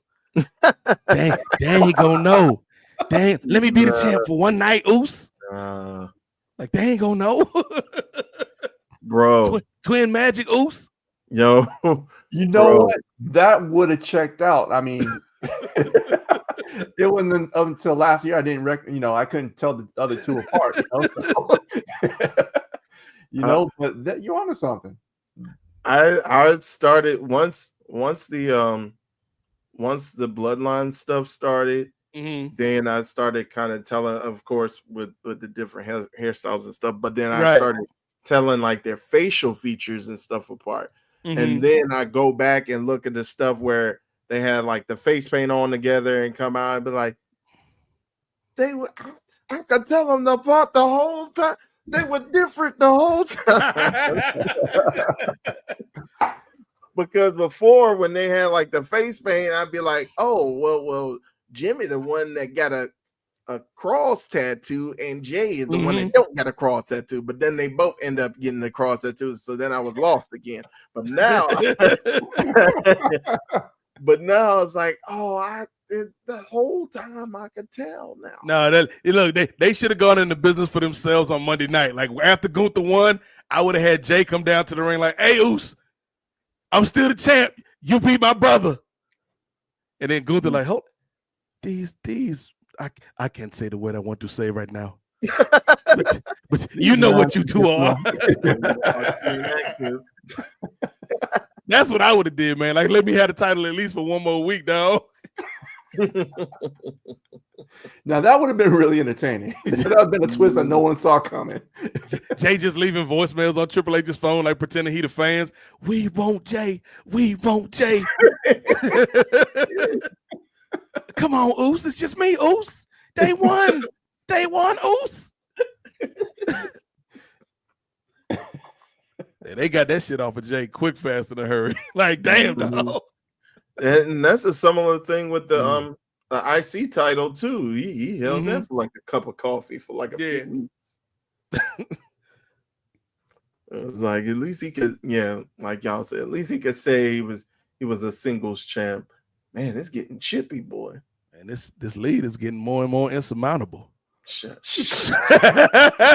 How are they gonna surmount this lead, Ray? Surmount. I don't even know if that's a real word. Surmount. You made it work. How can I surmount it if it's insurmountable? It's low scoring though. Like yeah. I think that goes in the favor of Indiana. Like the lower scoring they could keep, like make it a little bit more of a grinding game. They're a lot more physical than OKC for sure. Yeah, which is crazy because that was one of the big things about OKC in the Western Conference playoffs because they were more physical than LA, they were more physical than Minnesota. But now it's like the bully then ran into another bully. Yeah. Mm-hmm. Most definitely. And we were talking about, Miles Turner being a potential X factor and, Obi Toppin and, already making his presence felt, so they are a very physical team and you're seeing it being, played out right now on the screen. But we see a replay of last night in the hockey, Ray, where we had an actual insurmountable lead where the Edmonton Oilers came back from 3-0. And won the hockey game in overtime. But how late was it when they were up 3 or when they were down 3-0? They were up 3-0 2 periods in, I want to say. Oh, wow. I can see all of Edmonton's goals came after the second period. Yeah, that's a good run. I wouldn't say that's insurmountable. This man Ray is like 4 points in the NBA. That's insurmountable. Down three in the second period. That's surmountable. That's easily surmountable. I didn't say easily. I can see if it was 5-0. The crazy thing is, like they got beat the game before, like 5-1 or something like that. Yeah, I heard about that. Oh, yeah. They got Megan Part 2 coming out. Yep. Yeah, so apparently Megan is going like they're pulling a Fast and Furious where now the she's bad good. guy turns into a good guy. Yeah. And you gotta now Megan's good because they gotta fight a more evil robot. Yeah. Come on. They do it too much. Mm-hmm. It's gonna go like The Accountant too. That movie was in theaters and now it's out of theaters. Quickly. I think my mama might have been one of the only people to watch that movie. her and Ben Affleck. Ben Affleck and all of Boston. He bought tickets for everybody. Everybody at the Dunkin' Donuts. Bill Belichick and Jordan showed up. No, they invited Bill Belichick. Just Jordan was like, "We're not going to that, Bill." That story is crazy. Like you were just talking about the Pablo Torre when he brings up the her being in the commercial. Yeah. Or yeah. She forced her way into the Dunkin' Donuts Super Bowl commercial. But the crazier example he brought up was in that commercial with Bill Belichick and Drewski, which is still weird to me. Like she wanted to be in that commercial, so they was like, "Nah, we ain't putting this chick in this commercial." But they still filmed her, like in quotes, like they shot like a 30 minutes with her, making her think that she was in the commercial. And then when she didn't show up in the commercial, they were like, "Oh, the DraftKings wanted to edit that out." But they were actually never recording her. They were just like pretending. The camera wasn't even That's great, on. Jordan. Keep going. Hey, that was cold. I ain't gonna lie. So it's almost like I do this at church sometimes on the soundboard. It's like, hey, turn my headphones up, turn my mic up, and you just act like you're doing something. Like when you was little, you was playing video games, and you give your little brother, your cousin, or something a controller that ain't plugged in. Oh yeah, for sure. Oh damn, you playing good, dog. Oh man, you been practicing? Like, Jay, you dirty dog. Because I think somebody did like an Instagram short of that where they were where the minister or the reverend would be like, "Can you turn me up?" Oh man, And it'd be loud at church the person sometimes, on the bro. soundboard would be like pretending to do something. Like, oh, that happens for real, Jay. It Oh my does. goodness. It's a real thing. I think I was on the audio visual committee at church for like a month because I thought it was going to be like more exciting than it actually was. Because it's like really you only have to make adjustments like during the songs. Mhm. Like other than that, like you may have to adjust for a different speaker, but it's a lot of just and not doing anything for the rest of the service. Mm-hmm. But Mhm. but yeah, I was on the AV committee for a month, and then I was like, and the other part was I was a kid, and everybody on the AV committee was like in their 40s and 50s and 60s, and I'm like a teenager, and so after a while, it's just like I'm good, Unc. I'm good.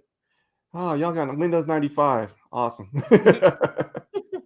And then like I think the worst day was when like this is right when I was like, yeah, I'm gonna quit eventually.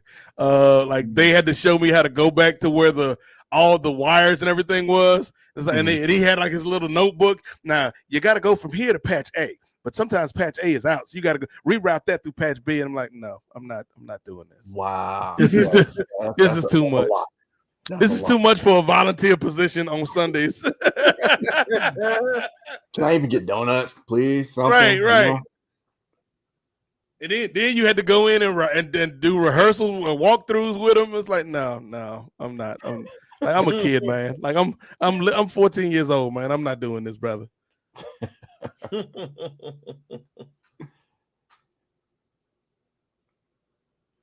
Oh, this lead though. Okay. Uh-oh. Becoming more and more insurmountable, Ray. You may be right, brother. Oh, this foul. But yeah, this game's a little bit more physical than the last couple games. Yeah, they're really getting chippy tonight, man. Like they're all over Caruso, Obi Toppin. He's been dishing and taking it. I mean, it looked like SGA is getting some help, which we talked about. He needed to get some help, So But the thing is, though, some, not much, but he's getting some production. the thing is, though, he's not really doing nothing. He's just got a free throw, so he's at 17 points. Yeah, and he's been averaging 34, and it just showed the graphic averaging 34 over the playoffs. Yeah, I mean he's the only real offensive threat that they have. Consistent offensive threat. Consistently, yes. Like they got guys that can get you buckets here and there, like a game or two, but consistently night in, night out, he's the only one. Yeah.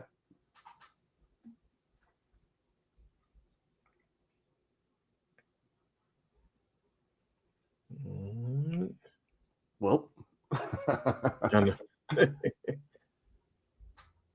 thought he was Caitlin Clark for a second.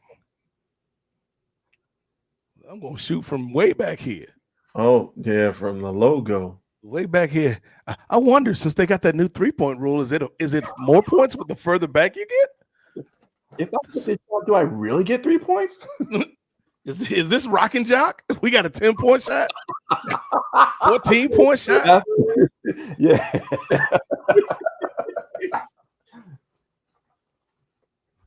Yeah, rock and jock used to be the deal back in the day. Mm-hmm.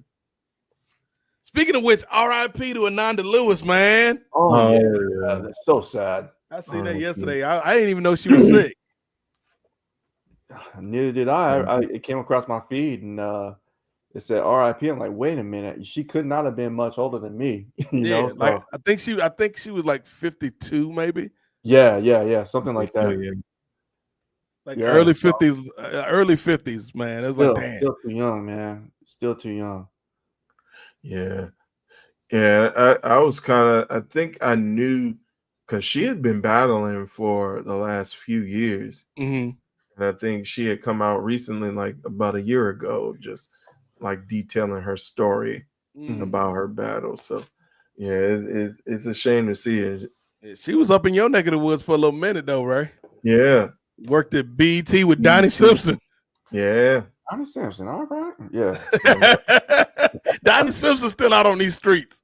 He's still alive and kicking, doing Magic 102.3 local radio station around here.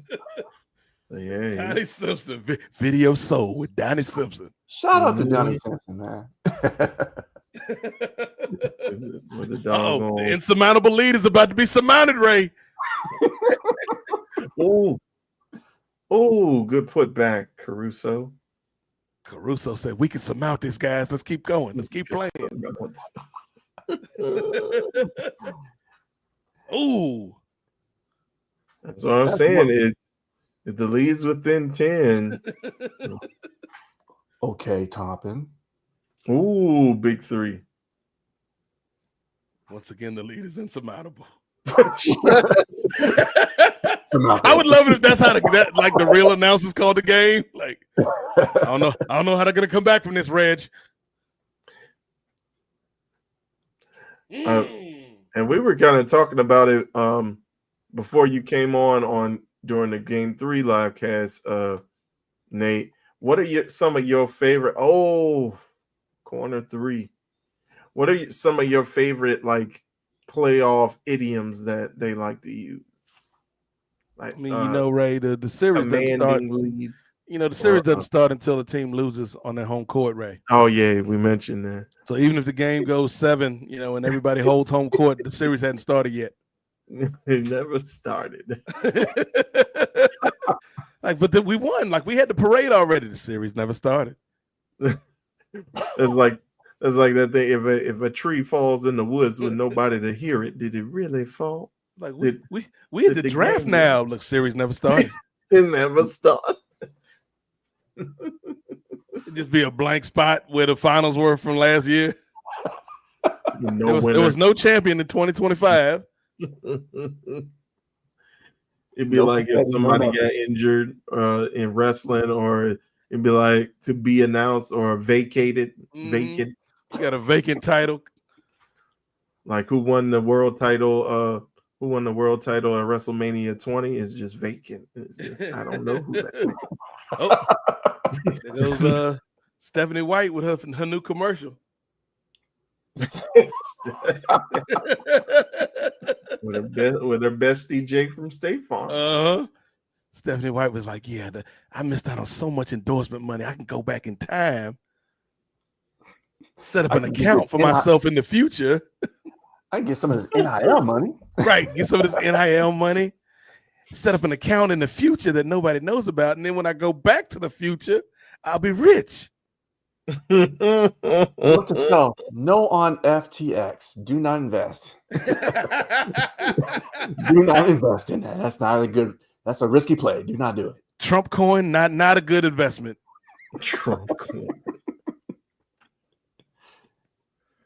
Leave that crypto alone. Don't even go to the crypto.com arena. Don't.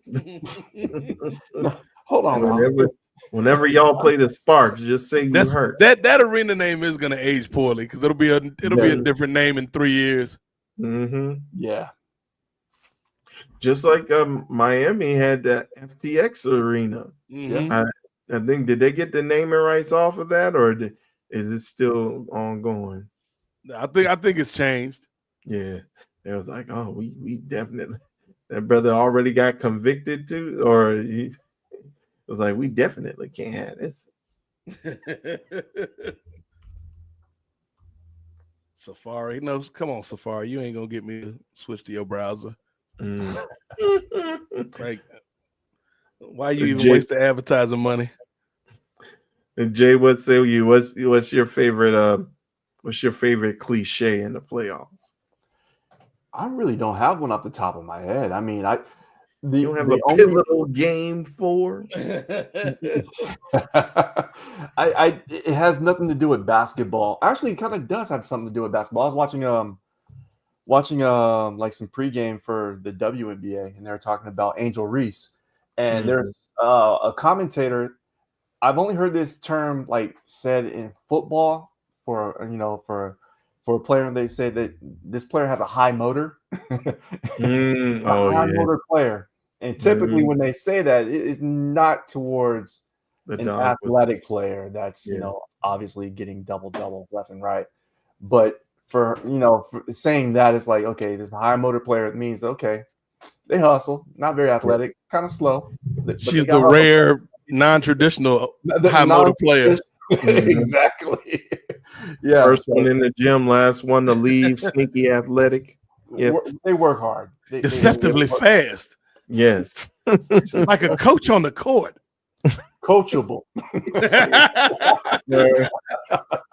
Like you never hear of a black player being coachable. It's like, well, huh? Like black players can't be coached? What are you saying, Bob Costas? I ain't gonna put that on Bob Costas. Bob wouldn't say that. That's something Pat McAfee would say. Yeah. Amongst other things. Mm-hmm. Yeah. He got caught saying some stupid stuff about Caitlyn. Yeah. I think he called her a bitch. Yeah. Wow. It was like, Yeah, I didn't like- mean it that way. It was like, Yeah, like I think his exact quote was like the player should be grateful because she's the only bitch people are tuning in to see, or something to that effect. It was like, Mhm. I don't think Caitlyn would be happy to hear you say that, Pat McAfee. Mm-mm. He ain't Busta Rhymes. He can't get away with saying that.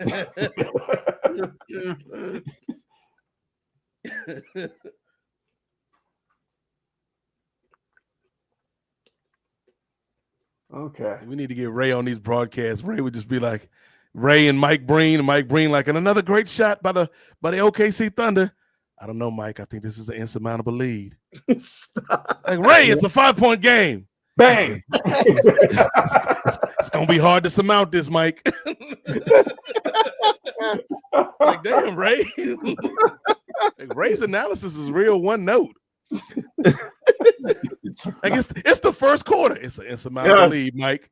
Like, Ray, we just tipped off. What you talking? He scores 3-0. It's insurmountable, Mike.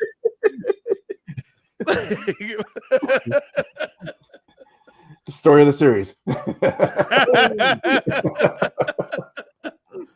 In game 1, we saw OKC come back from an insurmountable lead. In game 2, Indiana came back from an insurmountable lead. Like, no, they were both 5-point games, right?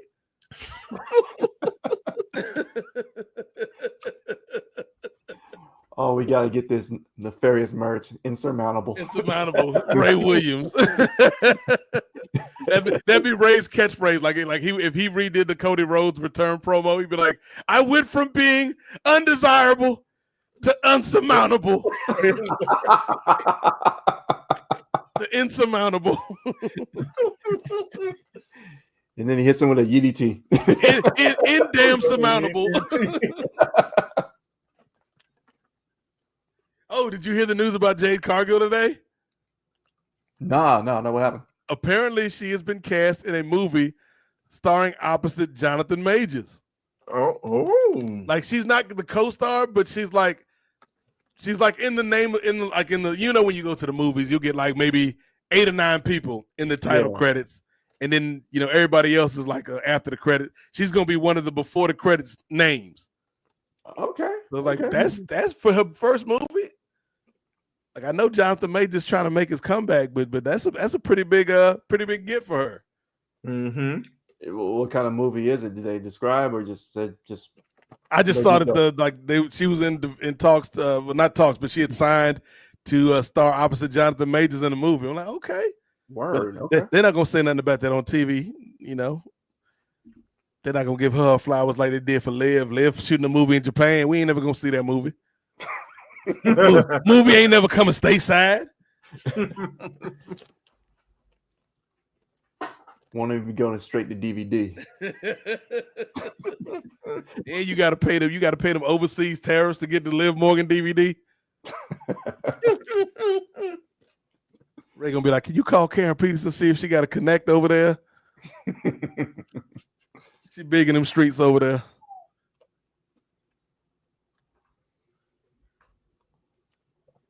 Right, 84-76. Insurmountable. Ray is sick of this. Ray is like, you know what? I don't even want to do these streams no more. I hope this series ends tonight.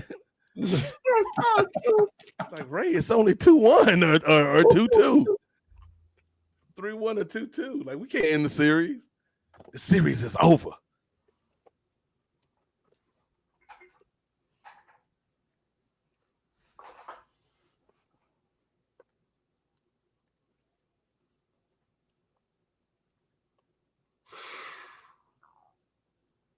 That's tough. Ooh. That's tough. Ooh. Shout out to Reggie Miller. One of the greatest pacers of all time. We'll Second greatest basketball player in the Miller household. Yeah.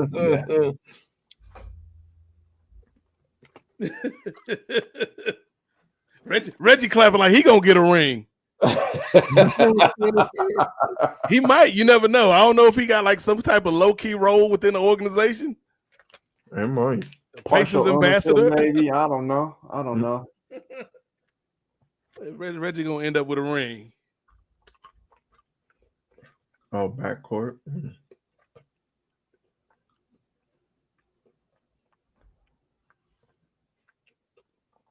All jokes aside, Jay, like we know you out there in Cali, man. How is it out there, man? We know it's been kind of crazy the last week or so. Oh yeah. Where I'm at is not bad at all. I mean, there are some some people concerned about the whole ICE situation, and rightfully so. It's one of those things where the media shows you one thing, but the reality is they're only going to show you the negative parts of things. There are peaceful protests, and I completely stand with the peaceful protests. As a matter of fact, there's some things going off on tomorrow, my neck of woods. And so just if you're out there, just be safe. Best advice I've ever given and ever received from anybody is protect yourself at all times. That's in everything. So just be smart. But the media is really overhyping the negativity. There's a lot more good that's being done than there is bad. I mean, I've heard of these ICE raids going to graduation celebrations, which is it sucks. I mean, honestly, I have my thoughts about this whole situation. With my family. Me personally being second generation, that hits a little close to home. And then with my wife's family as well too. Her family, she's also second generation, first and second generation. On both sides of the family.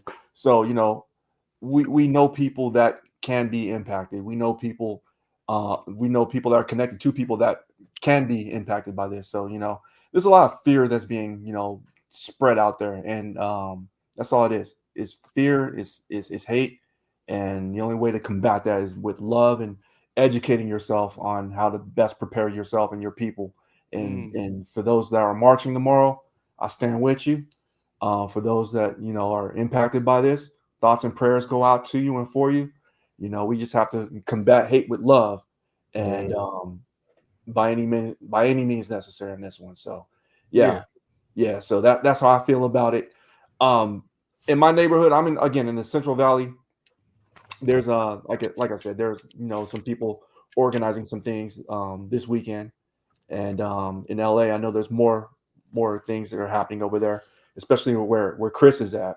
So you can speak more to that. I'm like I said, I'm more in the Central Valley, but just hearing about raids and where raids could potentially happen, man, it's a wide reach, bro. I'll say it like that. It's a wide reach. It's unfortunate. Yeah.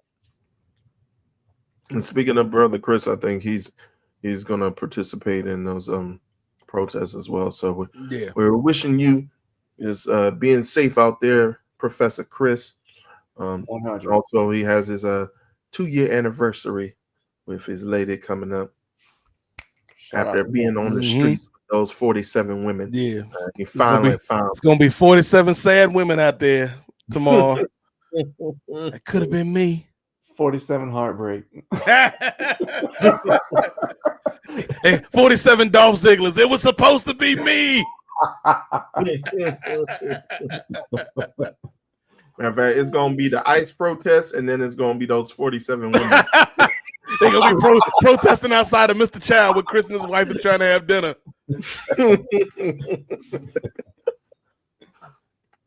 Hey, hey, ho, ho, Chris Ely's marriage has got to go. Hey, hey, ho, ho. Like, y'all need to calm down. Damn, get over it. Right? Shutting down the 605, the 405, the 101, shutting them all down.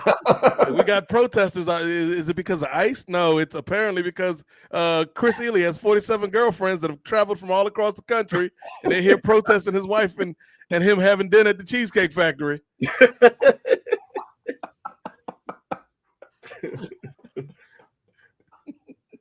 Right, stay tuned for more. We'll be back with you. as this situation develops. We'll be back. The protesters have lined up in Man's Chinese Theater today. Chris and his wife are going to see a movie. They're going to see Thunderbolts, and the protesters, you know, it's the new Avengers, Chris. You ain't got to watch it now. They're the new Avengers, Chris. It's a post-credit scene with the Fantastic Four. Spoiler alert. Ray is like, I didn't know that. I didn't stay long enough, man. Dang You it. should have stayed through the whole movie, Ray. Now I think what's funny is there was a post-credit scene in Sinners that like a lot of people didn't stay for because they weren't expecting like a movie like that to have a post-credit scene, but there's actually a post-credit scene in Sinners. Yeah, I think I heard. I'm still trying to go out and see the movie, but I heard like that pretty much just ties the movie together. Yeah, it's less something like leading. I mean, it does kind of leave it open-ended, but it's more kind of tying together some loose threads from the movie. Mm-hmm. But yeah, I think Sinners is going to be a franchise because Coogler, he got it in his contract that after a certain amount of time, he owns the IP. So yeah, Coogler doing it big, and he's like the executive producer for Ironheart, which starts on the 24th of June. Oh yeah, nice. I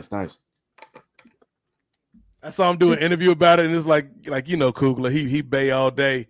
He's like, Ryan, the interview is, Ryan, tell us about why Ironheart is different in the Marvel Cinematic Universe. Well, you know, way I see it, man, Ironheart is like this whole new character that brings a lot of influence and representation that we need to see to the screen, you dig? Like, this man is just Oakland to the fullest. 100%. So it's just Marshawn Lynch directed movies out here. and like the brother's so bright too, but that dog. Yeah. accent is I'm gonna say sick, that thing is sick.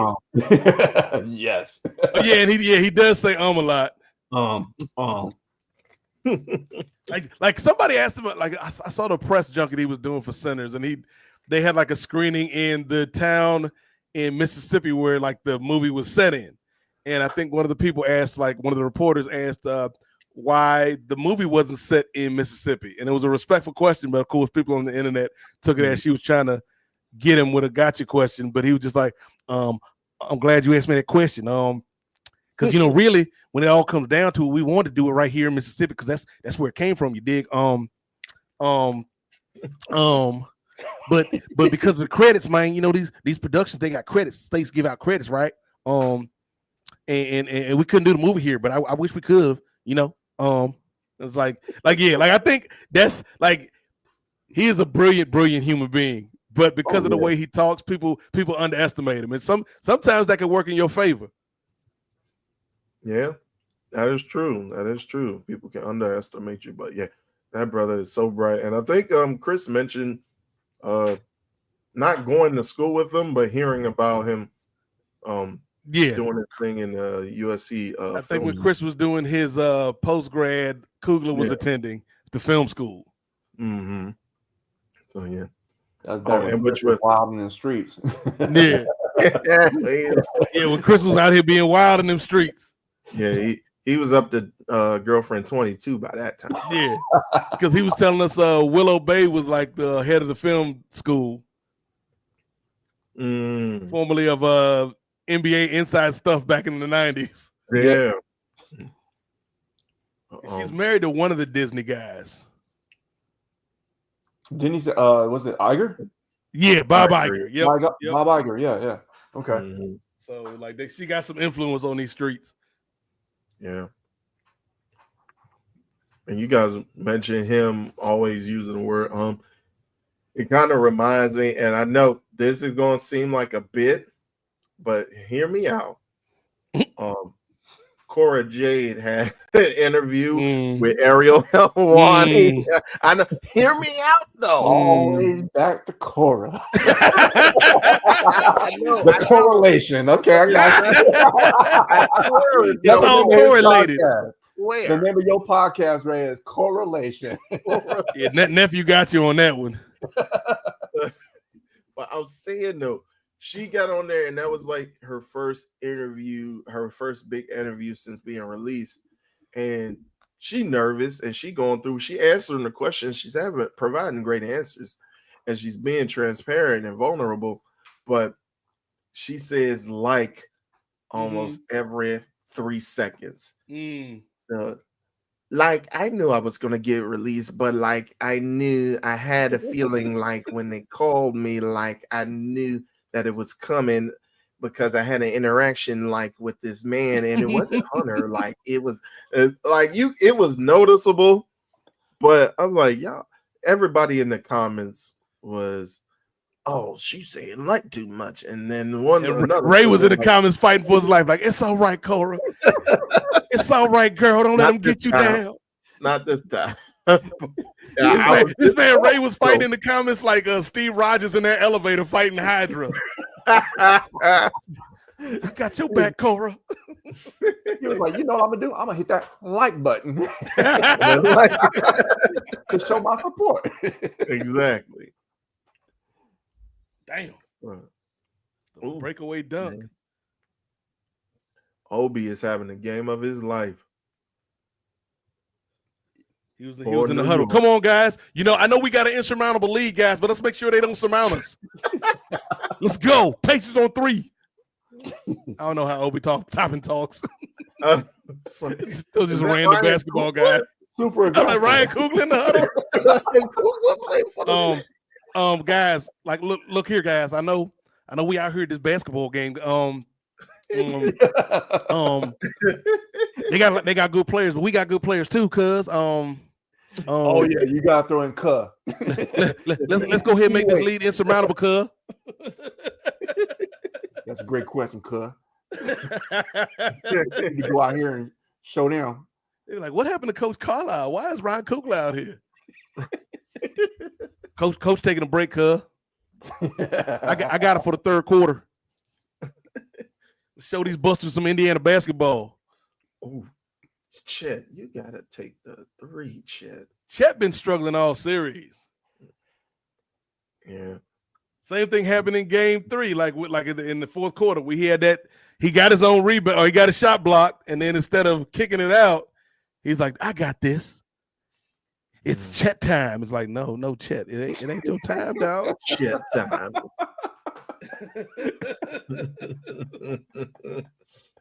He was like Carlton in that Fresh Prince episode, like it's my time to shine. Oh man, that throws it back. You know, that meme, Leroy Jenkins. Yeah. Leroy Jenkins. Just running. Believe it or not, that meme is 20 years old, man. That's crazy. Wow. 20 years old, man. You just took me back when he says Chet time. Leroy Jenkins. Like I was talking with somebody today, like me and a buddy was having a conversation about the old school, like when the internet and YouTube in particular was like the wild, wild west. And we was talking about people like my boy Tay Zonde with the chocolate rain. Oh yeah. And there's a girl that works at the shop. She's one of the mechanics, and she's like 21. She had no idea what we're talking about. It's like, man, there's like, and Tosh.0 did this a little bit, but it's like I wish there was a show And who knows, maybe we'll do it here in the Fairies if y'all sign up for the Patreon. But like a show that looked at like the origins of like social media and this content on the internet, because there's some wild stuff back in the day. Yeah. Like one of my favorite videos from back in the day, and it's not a video you can show to anybody today because it's like what was we watching when we was younger? Is the dude that did the voiceover on the old X-Men cartoons? Well, I'm the Juggernaut, bitch. Oh yeah. Like those were hilarious to me in my younger days. I went back and watched it like maybe 2 or 3 months. No, it was actually last year during X-Men 97. I was like, let me go back and watch the Juggernaut, bitch. And I'm like, oh no, none of this is appropriate. Charles, I'm gonna slap you with my pimp cane and then kiss this lady. Like, no, don't do that at all, Juggernaut. Get out of my head, Charles. Like, oh, Charles, oh, I'm the Juggernaut, bitch. Like it was like just random stuff from the like YouTube back in the day was like Rhett and Link. Like I know they still doing stuff, but I'm talking about like back when they had like my man Antoine Dodson, like Run Tell That. Yeah. You ain't gotta come and confess. They looking for you. They gonna find you. They gonna find you. The other one they did was Dead Giveaway. Dead Giveaway. Yep. Giveaway. Dead Giveaway. One of the favorite ones that I liked until I found out like the dude from the video was actually like a bad person was the dude that like the homeless dude that smashed the dude with the hammer or whatever. No, like, smash. No, I gotta watch this. But then it turned out like he in that one moment that they got the video from, he was like actually a hero. But then he like did some other shady stuff, and it's like, oh no, that video is less entertaining now. The epic rap battles of history used to be hot. Oh yeah, that was good. Yeah, I know when they did the music guys, they did one of this food influencer that I watch. Dame Drops. Oh my goodness. Oh my damn. Oh my goodness. They going ham. This is how burgers is supposed to be. Yeah. Damn. Look, this how much I like that video. I actually bought the single on iTunes back when that was a thing for like $1.99, dog. You spent your $129 on that. I spent my $129 on that. This is how burgers is. It was in heavy rotation on my iPod, dog. This is how burgers is supposed to be. The cheese, it melts so perfectly. The cheese up in here is going ham. Damn. Go get yourself that double cheeseburger. Yeah, the Schmoyo guys. Okay. Like now they do their own thing, which is cool, but like I don't think it's popular, but it hadn't like eclipsed that popularity. Because that was like the wild west of the internet, man. Yeah, just anything thrown up there. Like again, like Tasha Point O like did a good job like showing a lot of these people like your man Why Do I Cry? Yeah, yeah. I forget his name. Ray Dog. Why do I cry? Why do I cry? Tell me why. This song about his ex-girlfriend that just like broke his heart or whatever, and then the stepson he was trying to raise beat him up or something. He got to a fight with him. Now they hating on me. I was like, when I first saw the video, I mean, my man's crying. The most low budget video ever. Yes. But then when they did like the web edition on Tosh.0 with like they did like the upscale video version of it, I was like, this actually kind of go hard. Why do I cry? Why do I cry? Because he was like in the shower or whatever, rapping it on the There's like so many random ass cup of coffee internet celebrities. Your boy JJ Icefish. Oh, I was gonna mention him too. Yes. Yeah. He's still doing his thing. What's the other dude? My boy Sean, I forget his last name, but it's like biracial girl. Like his song was biracial girl, but it was just like basically he stole from Michael Jackson's Liberian Girl. He's like, I love you, biracial girl. She's biracial.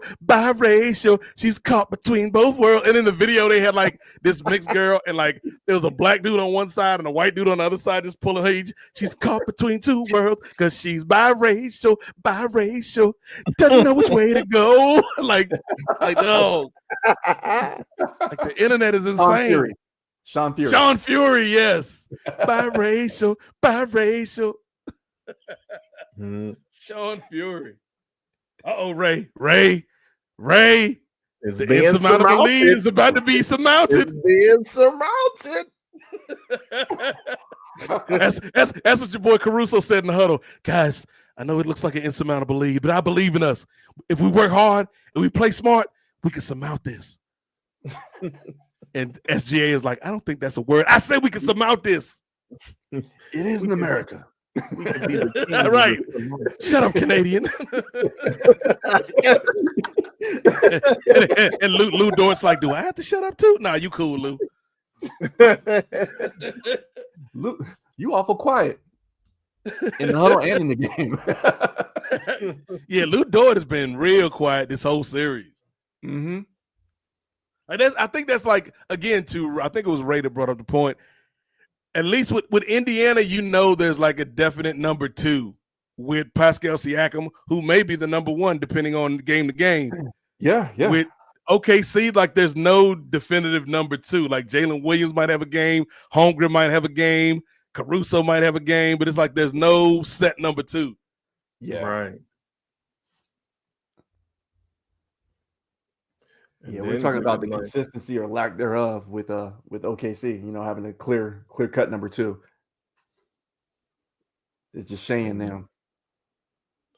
And then considering the Pacers too, they might have like a clear cut number 3 with Obi Toppin kind of showing out. Yeah, well, sometimes it's Obi, sometimes it's Neesmith. Miles Turner. Yep. Miles Turner. Maturin, he stepped up last game. Benedict. Mm-hmm. Now y'all know who used to eat good in the early days of YouTube, but like once Obama was out of office, he kind of fell off. That dude Alpha Cat. Alpha Cat had like the best Obama parodies. Mm-hmm. But then like once Obama was out of office, it's like, okay, what do I do now? I'm the Obama guy. The gravy train just dried up. Your boy Kid President. Oh, Kid President.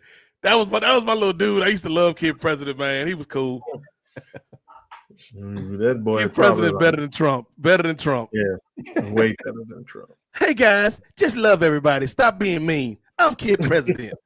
I'm like, is this and he had like the white guy that was like his like the director of the videos, who I'm not quite sure if that was like his stepdaddy or he said it was his brother, but I'm like, the math ain't mathing. Like, is this an adoption situation? Is this a different strokes type of situation here, brother? Different strokes. Was you adopted by Mr. Drummond? Is this a Webster, George, and Ma'am type situation, brother? Dude, you took me out with that ma'am. Hey, I'm not. Look, hey, yeah. Ray, this is a safe space. We can talk about these things, Ray. When I was a youngster, man, as far as glasses of milk go, ma'am, not too bad. I was like, ma'am, I ate. Like, ma'am, all right. Like, I don't know what George did to get her, but ma'am, kind of all right. For an older glass of milk, a more aged glass of milk, shall we say? Yeah. That's that whole milk. Yeah. You left it out for about an hour. It's still good, but it's still good. It ain't as cold as it used to be, but it's still good. Not as cold. Yeah, George and ma'am. That was always weird. Like he called George by his full name, which is always in the black household. Like it's two Americas. Like we usually don't call adults by their first name if we're a child. But he called George, but he still called ma'am. Like there was something going on in that dynamic. Yeah. Like George was the father, but ma'am had all the power in the family or something. We're being progressive, but not that progressive. Right. Hold on. Wait a minute. You're not just gonna call this lady out of her name, Like, sir. like man probably did all the discipline. That's what I'm thinking in the family. Cause like George, you think he the ex-football player, you think he the tough guy in the family, but as the series showed, he was really like gentle giant. Man probably the one whooping Webster's ass when he messed up. You ain't gonna do that again, is you, Webster? No, ma'am. He probably slipped up one day. No, Stephanie, what you call me? I mean, ma'am. I just made that name up because we still don't know ma'am's real name to this day. Could be Karen. Could be Karen. Could have been Felicity. Chrysanthemum. Maybe she was a hippie. George and ma'am. Underrated TV parents, man.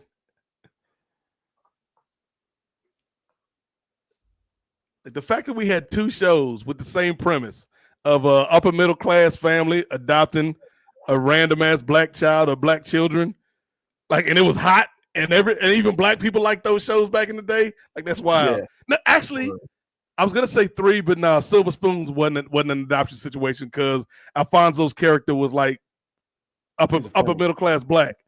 Yeah. And him and Ricky Schroeder was like buddies, but he was the one that was more elite, and Ricky Schroeder was like the kid that just found out that his dad was like this rich dude or something like that.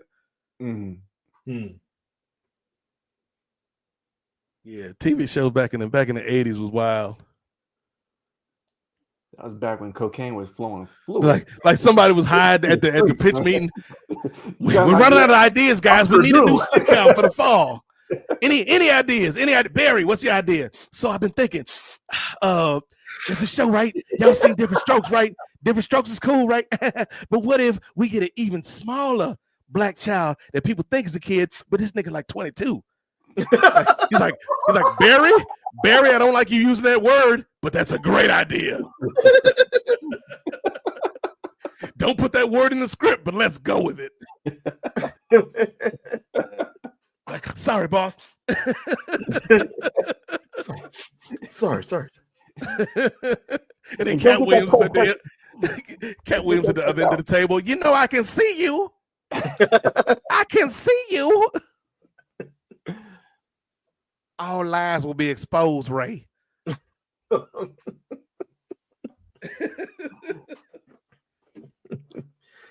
As I read 522 books just this year, boo-boo. Me and LeBron James is in a book club together. I don't think he's reading these books, though.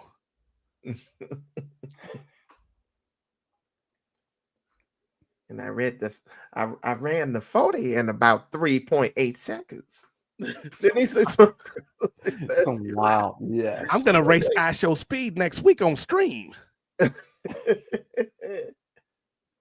Uh-oh. This game is tightening up.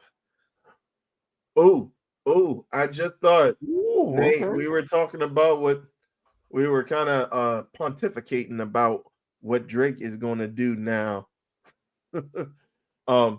He had a tremendous Cat Williams impression on Saturday Night Live when he was on there. Maybe he could just be Cat Williams. He could just lose himself and just be like a Cat Williams impersonator for the rest of it. He could be the Cat Williams that does the stuff Hollywood wants Cat Williams to do, but Cat Williams won't do it.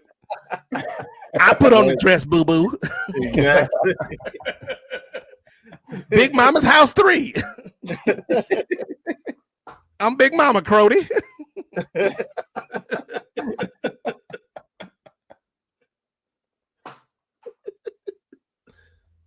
Ooh.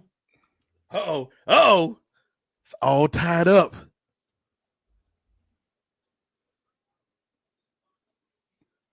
Who can pull away with the Mike Breen's like, Ray, what do you think about this? Both teams have an insurmountable lead right now. Like, huh? That don't make no sense, Ray. Heavy. You're like, that's all I got, Mike Breen. It's my only move. I'm like Jay Uso. I got 4 moves in my repertoire. Then Ray just starts stealing other people's catchphrase. Somebody hit a shot. Yes. Like, that's Marv Albert, Ray. Bang! Bang. Like, exactly. that's mine, Ray. Like, brother, I'm sitting right next to you. I'm right here, Ray. I'm right here. That's blasphemous. Stephen A. Smith is like, I heard that, Ray. I guarantee. SGA hits a shot, put that on a t-shirt, underdog. Like, that doesn't even make sense, Ray. Doesn't even make sense. Halliburton hit a shot. He's shacking a fool. He's shacking a like, Ray. What, Ray? I'm sorry, Mike Breen. I ain't got no other moves. Now if we run to the big board, I can show you. There's no big board. Like, they can't see us, Ray. Man, he was driving to his right, then boom, he made the layup. Like, wait a minute, how did John Madden get into this, sir? What are we doing? Let me see the telestrator, Mike Breen. We ain't got one, Ray.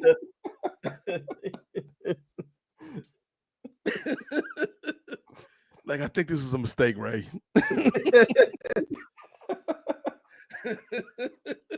Like, I'll see myself out. Chet Holmgren gets a rebound. Slava knocker. Chet Holmgren gets a rebound. Booyah! Like, booyah! Vintage Chet Holmgren. He's cooler than the other side of the pillow, Mike Breen. Like, no, Ray, no. Shucky, ducky, quack, back, quack. Bobby Jack. What? Hold on. And boom goes the dynamite. Like, Ray. Like, boom goes the dynamite guy. Had a little bit of fame back in the day. That was pretty dope.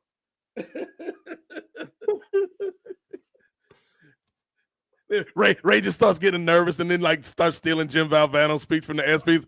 Never ever give up. I want you like, Ray, no, stop. If you can cry, if you can have emotions and be moved once a day, that's a pretty full day. Cancer might take away my mind. Like, Ray, you don't have cancer, Ray. Like, I'm just grasping at straws, Mike Breen. Help me out. Mama, there goes that man.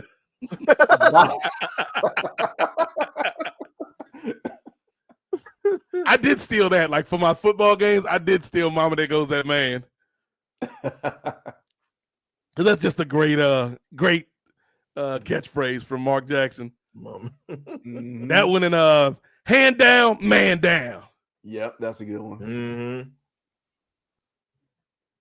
I wish Mark Jackson would get another shot coaching, but I think it's too late now. It's funny you mentioned that. We were just talking about, how New York is like striking out at every turn. They should give Mark Jackson a phone call. I think so. Only problem with Mark Jackson is he's kind of just like Tibbs in the way he coaches. And usually when you fire like the hard coach, you end up going to like the players coach and then vice versa. Mm-hmm. But like I thought Mark Jackson got done dirty in Golden State, and it's like he should have had another job after that, the way he built that team up. Yeah. Same. I don't know, man. I think you also want to have somebody, and Jay was mentioning this earlier, is like you would think they would have had a plan B off of this, especially not James Dolan. Exactly. Yeah. But especially after I mean, people are looking into getting into the Giannis sweepstakes. Like you would think you would have, and they trying to go after Giannis and KD at the same time. It's like, how that work, Knicks? It don't work, Knicks. No offense. I mean, and KD is DMV royalty, but it's like I think it's all done for you, player. I don't know, man. I mean, KD in the right spot could work, but I don't think it's New York, because New York would have to give up too much. If you get KD, you're gonna have to give up Cat and probably Bridges to get KD. And it's like, then you're kind of in a similar situation, just with different players. And then like you need some decent players around him, because like and I hate to say it, but it's like we already know eventually he's gonna be hurt for like a bulk of the season, and he's some way he's going to end up getting hurt. Yeah. So like you did all that, you gave up so many pieces, and now he's gone for like 20, 30 games, and now you Right. stuck. And like did you not learn anything from Phoenix? Like Phoenix gave Bradley Beal all that money, got Devin Booker signed to a big contract, and brought in KD and thought that was going to do something. It's like, nah. Right. Yeah. So was it? And like, yeah, he's like at one point he was like the greatest, or not greatest, but he was the best player in the league at one point. But we're far from I don't know about all that, Ray. that. Really? I would Really? say at one point KD was the greatest offensive player in the league. Oh, But in terms of complete players, like he played the whole time. LeBron been in the league the whole time. Steph been in the league. but I'm talking about when LeBron was with the Lakers for the first few years, and LeBron was hurt and wasn't really getting on the floor. So the year like LeBron was hurt, KD was the best player in the league, is what you were saying. Yeah. When LeBron is not here, KD can be the best player. And even like some would argue when LeBron was hurt, Giannis was the best player, though, Ray. I would give it to Giannis before that. Yeah, I think. Well, I'm talking about that window, like that 2017 to like 2020 window. No, I would. Like I said, I would say KD was the best offensive player. But like to me, like LeBron, when LeBron was healthy, LeBron is the best all-around player in the game. But he during beat that stretch LeBron in the final. Yes, he beat him in the finals, Ray, when he was with the damn Avengers. That's like Thanos got beat by the Avengers. You trying to tell me Thanos won't bad on these streets, Ray? It took a whole team of Avengers, and like not just the Avengers from the first movie. They had to go and get the Avengers from the second movie. All the black people in Wakanda had to get Falcon a new suit that he could fly around in on your left cap. Got Wanda out here. Like they had to get the Avengers plus. But the thing is, they still almost lost until Iron Man showed up. Kevin Durant was Iron Man.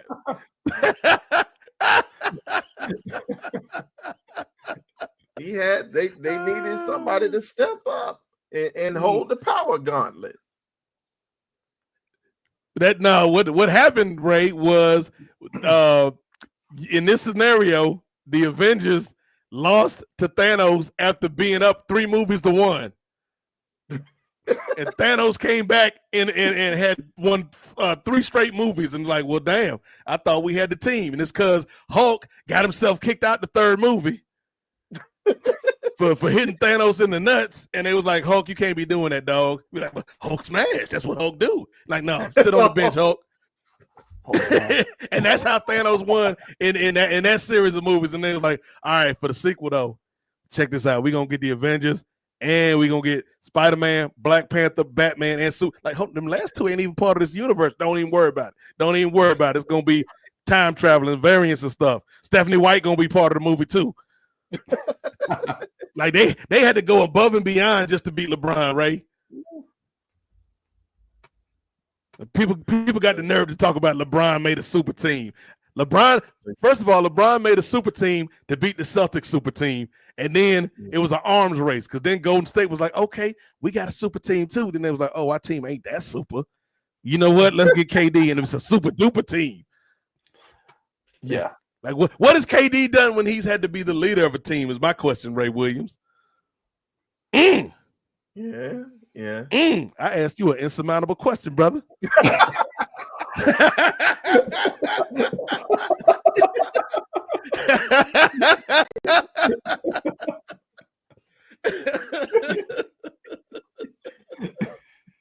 Damn, Ray was like, he might have got me on that one. But the thing is, I don't think he's like that type of leader guy, though. I think he loves basketball, but I just don't think like he's that type of, even when I'm not saying that he's OKC, it was more like Russ was kind of like Russ was the more outspoken leader. Yeah. I'm not saying anything bad about KD. Like Ray, like he's one of the 25 best players in the league. Like during his time in the league, he was the greatest offensive player in the league. But I'm just saying, like him and LeBron built a little bit different, though. The thing is, though, is like sometimes the offense can make up for everything. Like we talked about not Luka Doncic. Well, even in a case of a Luka Doncic, like the offense can make up for a ton of mistakes on defense. And Nikola Jokic is like one of the best we've ever seen as far as like offensive stats and advanced stats are concerned. Nobody's talking about, well, he ain't the best player because he ain't that good on defense. Like, no, we know the brother is the best player in the world, arguably. So I think you can be the best player in the world and not be like shut down defender. No, I agree with that. But what I would say is any situation that you put KD in, I think you put LeBron in and get equal or better results. I can't necessarily say that about KD because of the leadership factor of it. Oh, horrifying. Like if you put KD on that Cleveland team that was down 3-1, I think they lose in 5-6 games. Wow. Like LeBron won't gonna let them boys lose. Like, yeah, it took Draymond doing a Draymond to get him back into the series, but they still had to win the rest of the games. Mm-hmm.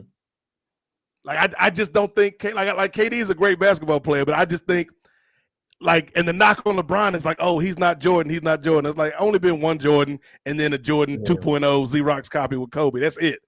Yeah. Only been two of them dudes ever in the history of the league. But I think LeBron is much more of a killer than people give him credit for. Yeah.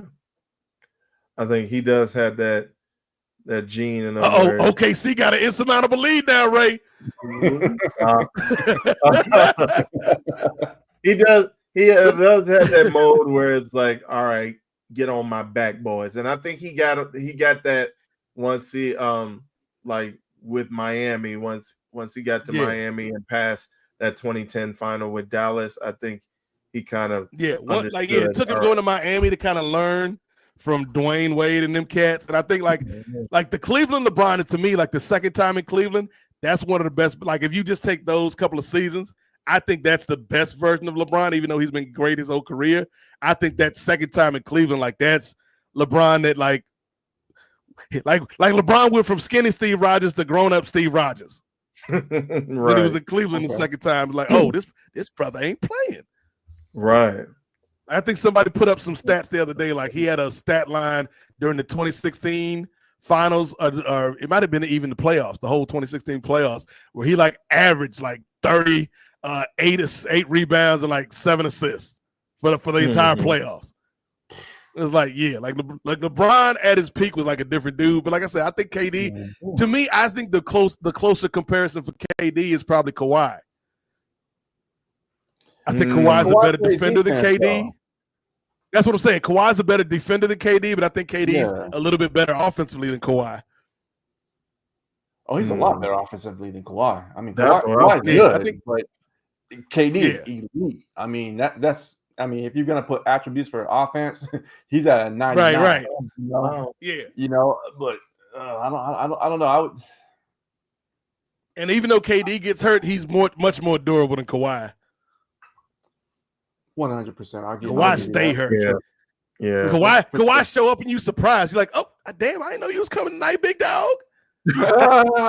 You suited up too? You ain't in street clothes? You in your warm-ups, dog? Okay. All that man's street like, clothes. Hey, James, like Kawhi playing tonight. James Harden over there brushing his beard. Oh, for real? I didn't know Kawhi was coming through tonight. Real? I even the coaches don't know he's playing that game. Let me go get my towels out his locker. I didn't know he was showing up. He like, and the coach is like, hey, Norman Powell, my bad, dog. I had you starting, but I didn't know Kawhi was gonna be here tonight, dog. You coming off the bench, homie? Like, Kawhi, why you ain't called, big dog? Hey, I didn't know I was gonna play till this morning, dog.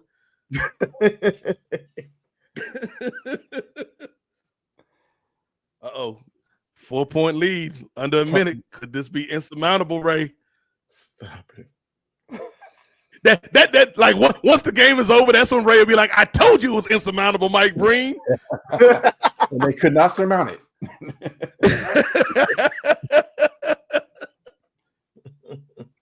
Damn. This is the kind of game Indiana needs to play, though. Like, if they're going to win these games, it needs to be something like this. Right. Shot clock off, too, within 24 seconds, 4-point lead. Mm-hmm. I knew it was insurmountable to hold. I tried. I've been ridiculed for 90 minutes. Ray's yelling at Mike Breen, vindication. Oh, okay. Respect on my name, Mike Breen. Ray stands up on the table, starts cutting his hair. Mike Breen is like, "What are you doing? My name is Ray Williams, and it's the truth, the whole truth, and nothing but." Say what again? I wish you would, Mike Breen. Say bang one more time.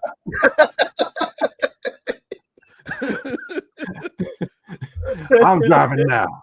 I'm driving now. Like, ladies and gentlemen, I apologize for the comments of Ray Williams. It does not reflect ABC or ESPN or the Disney company.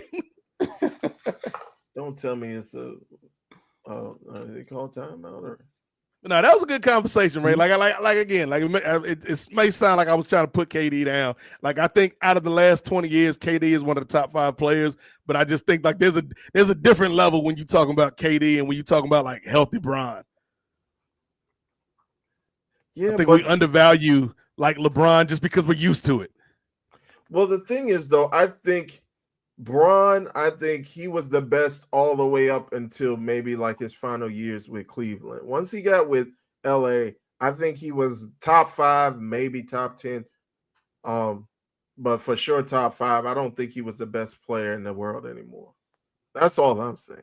I think on any given night he could be, but I think there was more of an argument after he left Cleveland that when he came to LA. Because I think when he came to LA, not only did you have LeBron kind of taking a slight step back, but you had people like Giannis and KD and Steph. Because Steph wasn't thought about the way he is now, like 5, 6, 7 years ago. Mm-hmm. Like I think Steph, winning that championship without KD kind of really like cemented Steph.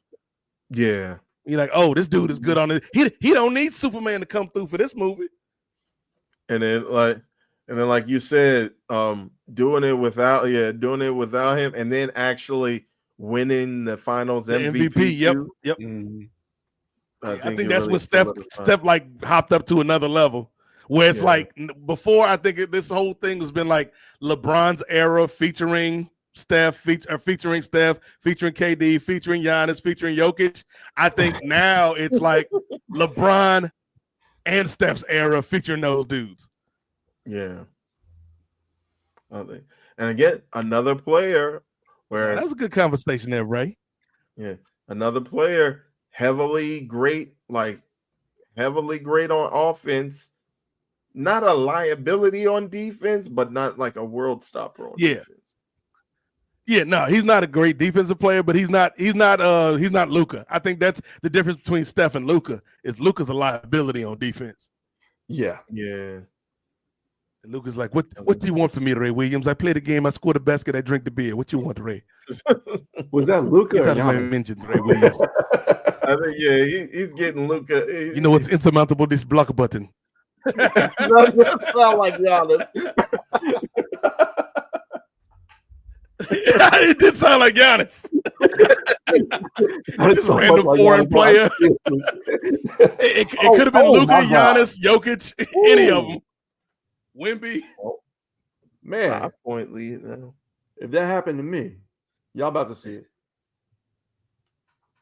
It's a 5-point lead now. The odds are stacking against them. Oh, wow. That was a stupid inbounds. That was stupid. Mm-hmm. Oh, damn. That too. Yep. Yeah, that inbound was stupid. Like, take a timeout if you ain't sure about it. Oh, Ray is like on a 15-second delay. I know. I hate it. That's why I'm not giving nothing away. I'm like, we already got past that point. 15 seconds later. Oh.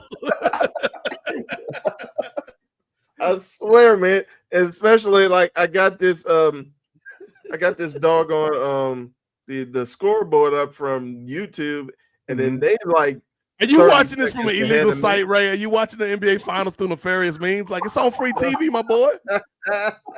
Ray on 1, 2, 3 movies watching the finals. He's like, yeah, this is a great game, but these pop-ups is killing me, dog. How do I get the English feed? Trying to get it with the English subtitles, you know what I mean? It's in 380p. I can't get no higher resolution. But if you squint, it's in 720. Watching this bootleg feed of the finals. Like, come on, Ray. See the way my Wi-Fi set up. You see. You watching the Croatian feed. Tony Kukoc doing the play-by-play. Like, that don't sound like Mike Breen, Ray. It is me, Tony Kukoc, calling the basketball game. Or is it Giannis? Or is it Luka? Could be Wimby. Four different people.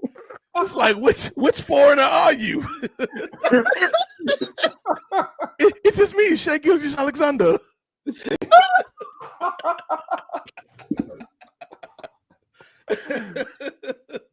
Shea Gilly.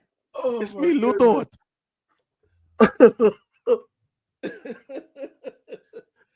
Or is it Kristaps Porzingis? Like, who are you? Don't let any of these people. They gonna watch this. They're gonna be like, we don't like these guys. They are they are a xenophobic podcast. You already got the French against you. Now you're gonna have a bunch of Serbians. Say goodbye to that Wimby interview. I don't want to do your interview. I've heard what you guys have said about me. You're gonna be banned from like 5 different countries, like Candace Owens. Tony Kukoc, I thought you were a fan. I'm so disappointed. Now you sound like Tony Parker. Tony Parker showed up. Let's get out of here, Manu Ginobili. You're right, Tony Parker. Let's go. Hit them all over here. Like, Manu, I didn't know you was back, dog. Man. Well, Joel Embiid, let's go. All right, but I'm still American too. All right, well, it's pretty insurmountable now. And now it's insurmountable. That should be your catchphrase, Ray. Like, right when the game, everybody can see the game is over. Folks, it's insurmountable now. Insurmountable now. No crap, Sherlock. Hey, right. Jay, you might be on to something. I think I might need my t-shirt. Dickie Bird, put it on the t-shirt, Dickie Bird. There you go, man. Trying to raise some nefarious means, you know what I mean? Shout out to Dickie Bird and the good people at Chop Tees, man. Shout out. You can get your Kings of Sport merchandise, Chop Tees. Eventually, we might have some nefarious gear on Chop Tees, but right now, I know they got the Kings of Sport merch, the NWA merch, and the Avengers Initiative merch. Ooh. Which I always make a joke to Brittany and Jennifer about that. It's like, we have, for a podcast that has put out the least amount of combined episodes, for them to be one of the ones that got merch, I know Ray and Chinieri like, this is bullshit. You need to talk to Nate, Ray. This is bullshit. Let's get out of here, Tony Parker. Like, all of his international voices sound the same. No matter if he's a man or female. It's like, was that Chinieri or Letitia Wright from Black Panther? I don't know. Does it really matter?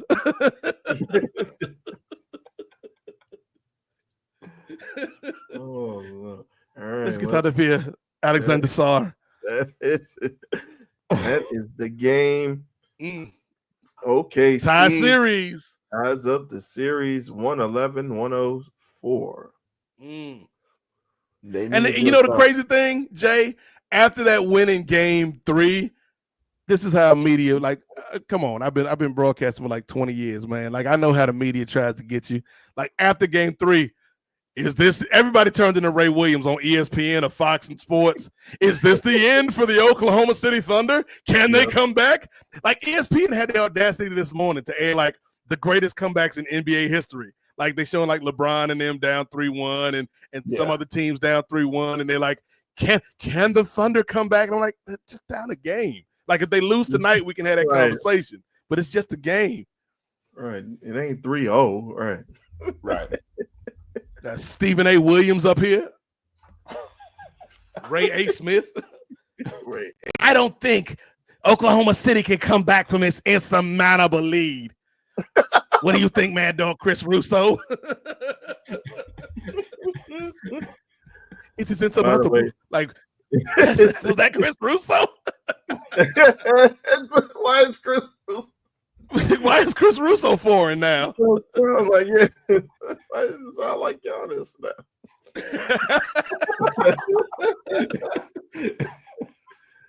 But I like Sunday like. Like earlier when you were like, that was me, Bam Adebayo. Like earlier on, like, is this the end? It kind of reminded me of like the Rocky and Bullwinkle at the end. Is this the end of our faithful duo? That was a great little gimmick for Rocky and Bullwinkle back in the day. That whole show is hilarious. It like used to be like because they always used to hit you with the double titles, which that used to make me laugh every time. Because like Rocky and Bullwinkle is tied up on some oil rig, and they'd be like, tune in next time for our next episode. It's rigged or oil's well that ends well. Dun, dun, dun, dun, dun, dun. Right. Like, Rocky and Bullwinkle was the show. Mm-hmm. They had Boris. I'm Boris from Rocky and Bullwinkle. Or am I Giannis?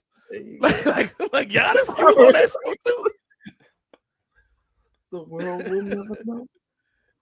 Like, don't let Giannis and Wemby end up on the same team. It's gonna be a wrap.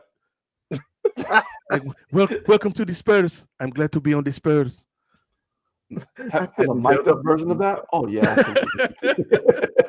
Pass me the ball. have you met assistant coach Tony Parker? Hello there, guys. like it's too foreign. Make basketball great again. America first. Yo, that reminds me. Have you heard of the new All-Star game format? USA versus the world. Yeah. Oh yeah. Yeah. Yeah. What's your thoughts? I think it'll be more exciting. Jay. My only issue is to really do USA versus the world. It's gonna be some dudes on the world team that ain't really supposed to be there because you got to have an even number of players. Yeah. Like I think you can probably get like if we got 12 people per team, obviously you can get 12 American All-Stars. I'm thinking like maybe you get 9 World All-Stars, then you got to like convince Joel Embiid to be a World All-Star. You gotta put Evan Fournier on the team when he don't really deserve it. It's like, guys, I know I'm not really an all-star, but I'm here for the numbers.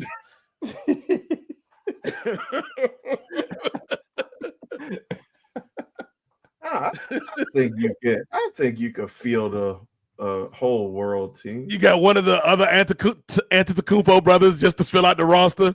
I'm here, Giannis. It is me, Giannis. I'm here to help my brother. Yeah. You'd be like, any, meeny, miny, mo. It's you. Like, first time All-Star, Giannis Antetokounmpo. It is a great honor to be selected. Like, no, you sound like Don Hotel Rwanda. Like, why does everybody on the world team sound like Wakandans? What do you think about that, Luca? I do not know. Could I have a beer? Even Nicola and Luca sound Wakandan. The basketball is made of vibranium. Every time we try to get a beer, Michael Finley just somewhere like Dikembe Mutombo.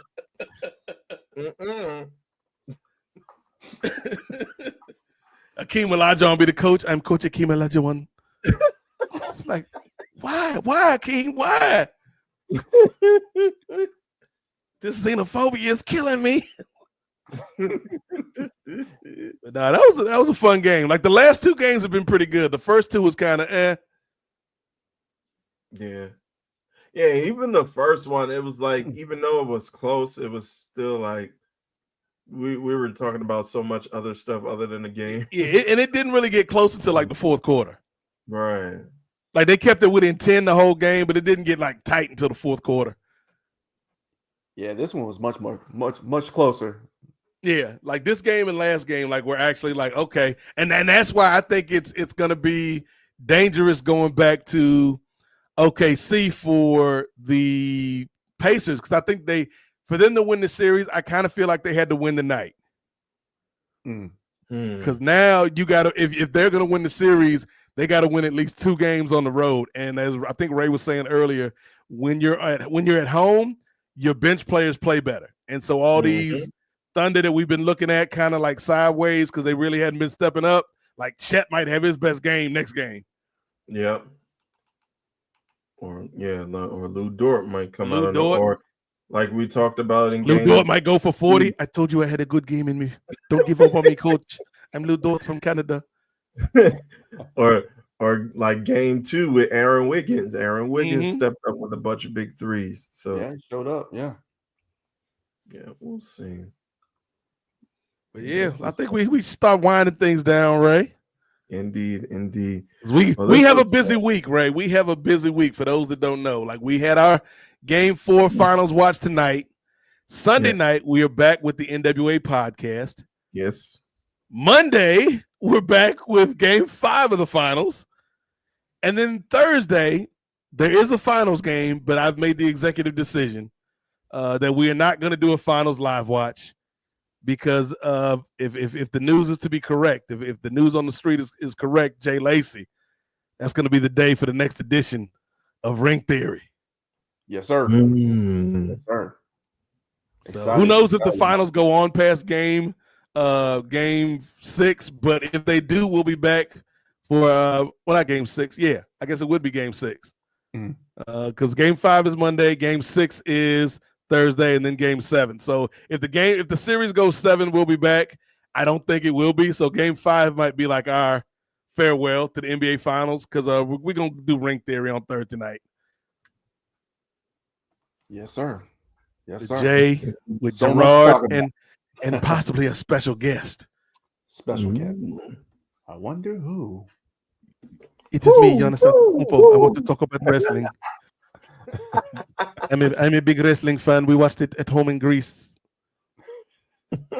Well, he did come out on AEW, so I mean, he did. He was. You remember I was on that episode of AEW wrestling on Turner Networks. Turner Networks. In the whole government. I was there with my brother Theonis and my other brother that y'all don't remember. He has a great name too. We were there with Rosario Dawson that one time.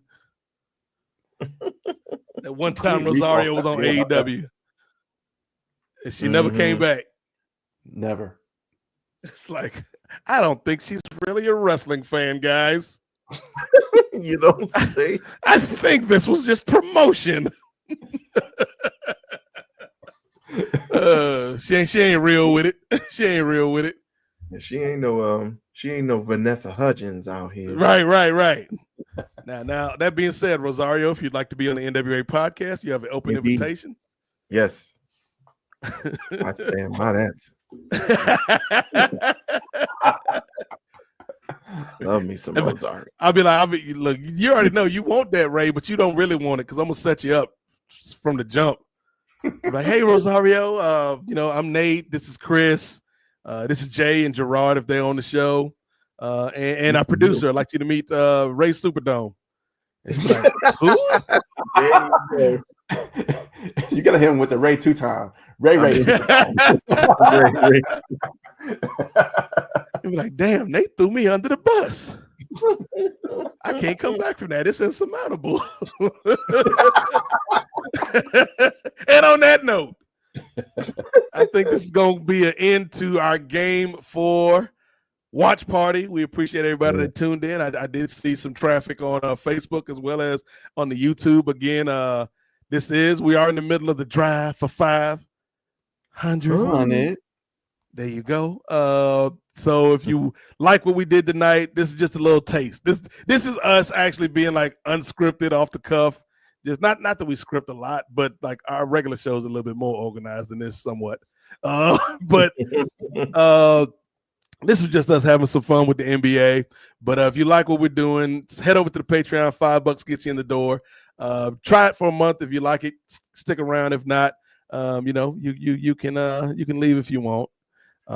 That's how you do it, Ray. You tell people to leave after they've sampled the goods. Not like that time on the NWA podcast where Ray was like, if you don't like what we're saying, you can leave. I'm like, no, brother, that's you messing up the church's money, Ray. We don't want you here. Yeah, right. We don't want your type of energy here. You can leave. Like, no, Ray, that's not what we're saying at all. Well, I was thinking of Stan. It's like, oh, we need this money. My bad. Right, Ray. You like you got too much dip on your chip there, brother. Because you know what's really insurmountable is these bills, Ray. So we need the people to subscribe so we can surmount these bills, brother, and allow the network to flourish. So if you've already subscribed to us on the Patreon, share the show with your friends.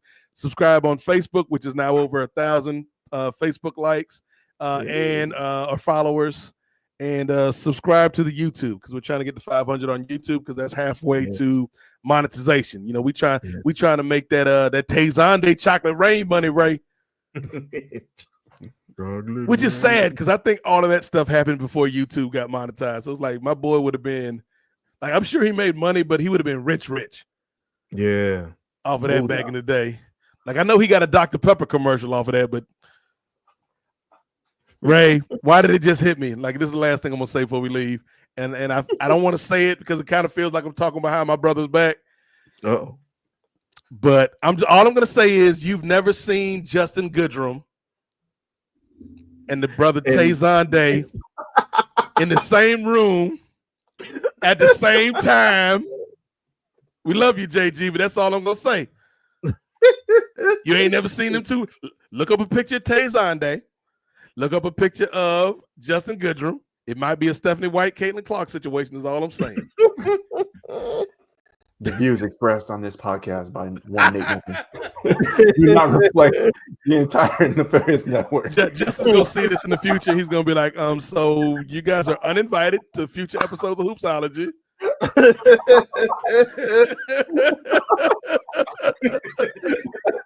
I'm never coming back on Nefarious. I'm never coming back on the Kings of Sport. But like, come on, man, it was just a joke, brother. Come on back. No, why don't you ask Tezande? I'm like, oh damn. Wow. Like, damn, you got me, Justin. But that's gonna do it. Jay, anything you want to say before we head out of here tonight, brother? We appreciate you hanging out with us. Yeah, it was a blast, yo. Shout out to Justin Goodrum. Yeah, you can find me here on Nefarious. You can check me out on the Parlay. You can check me out on the NWA podcast, as well as Ring Theory episode 3. We got some good stuff coming up for you. So keep it locked where you got it. And follow me on the socials, Jerek_wins, JEREK_wins. You should know how to spell wins. And that's where you'll find me. That's how you do it, Ray. If you put wins in your handle, that means you can never be surmounted because you always winning, Ray. The brothers playing 3D chess. Ray Williams, where can the people find you? And again, Justin, I apologize for those views and expressions that Ray Williams just said about you and Tezande. Hey, I may have been the one that said it, but Justin, Ray put it on the teleprompter, Justin. So I was just following my producer. I was being a good teammate, following what my producer put on the teleprompter. Ray is like, he ain't got teleprompter money. He hit me with the Ron Burgundy. I just read what Ray put on the screen. I'm Ron Burgundy. Ray, what you got for the people? Because I know you got Styles Break fights coming up here in the near future as well. Yes, so indeed, we're going to go ahead have a recording for Styles Break fights, myself and Chinyere Okafor next week, and it's going to be hitting you every fourth Monday. So stay tuned for that. We're going to be recapping UFC 316. We got a retention of the UFC featherweight championship, or bantamweight championship, I should say, men's bantamweight championship, and we have a new UFC women's bantamweight champion. So we're going to be getting into that. We're going to be getting to John Jones. Will he? Won't he? Is he retired? Is he fighting? We don't know. We're going to talk about it. And is Francis Ngannou going to come back and take his place? Okay. So Okay. we got a lot of stuff to discuss. Again, myself and the maestro Chichi, we're going to discuss that. And it's going to be out to you every fourth Monday. So stay tuned to that. And of course, you can find me here either on the flagship or on these watch alongs. Again, we got our next watch along coming up on Monday, a day after NWA. So stay tuned for that. Yes, Starsberg Fights is a very good show. I'm Stipe Miocic. No, it's Stipe. Stipe, how you get here, dog? I used to be the champion. He's the most American one that you just pulled out. Racist, brother.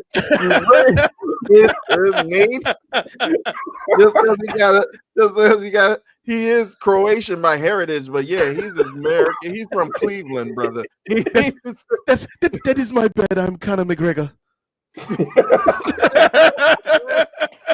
All right, you made up for it. I made up for it. Yes, and as for me, you can check me out on social media at @8 MOZAIK over on Twitter, at Nate Mosaic 757 on Blue Sky, at BLAQUE_8 on IG. And for everything else, just follow us at Nefarious on all the socials. Subscribe to the YouTube, subscribe to the Patreon, and we'll be back on Sunday with the NWA podcast over at Post Wrestling with the good people at Post. I am John Pollock and waiting, both of us. This is us. We'll be back with the NBA Game 5 live watch for the finals, watch party on Monday night. And then Thursday, as Jay mentioned, Ring Theory is back in the building. Ray and Jay and Gerard. I don't know why I threw Ray in there. Ray may show up. Ray may do a little producing. Ray might do a little moonlighting, as it were. Ray is like, I don't get no money for this. So how is this a moonlighting situation? It's like, just go with it, Ray. Don't question things. I'm Becky Lynch. Like, Becky, big time Bex, you in the building too? Like, damn, we had all the stars tonight. I'm Oba Femi. Like, no, Oba, the ruler. But sorry to all the countries I've offended this evening. It's all done out of love. We love everybody around here, except for orange people. We don't love orange people. But yeah, for everything else, man, just follow us here, Nefarious.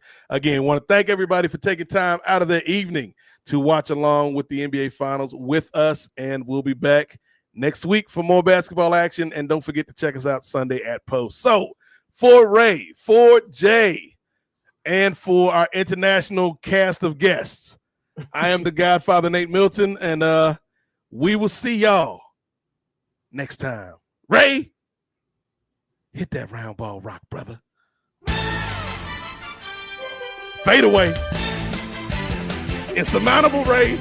Insurmountable.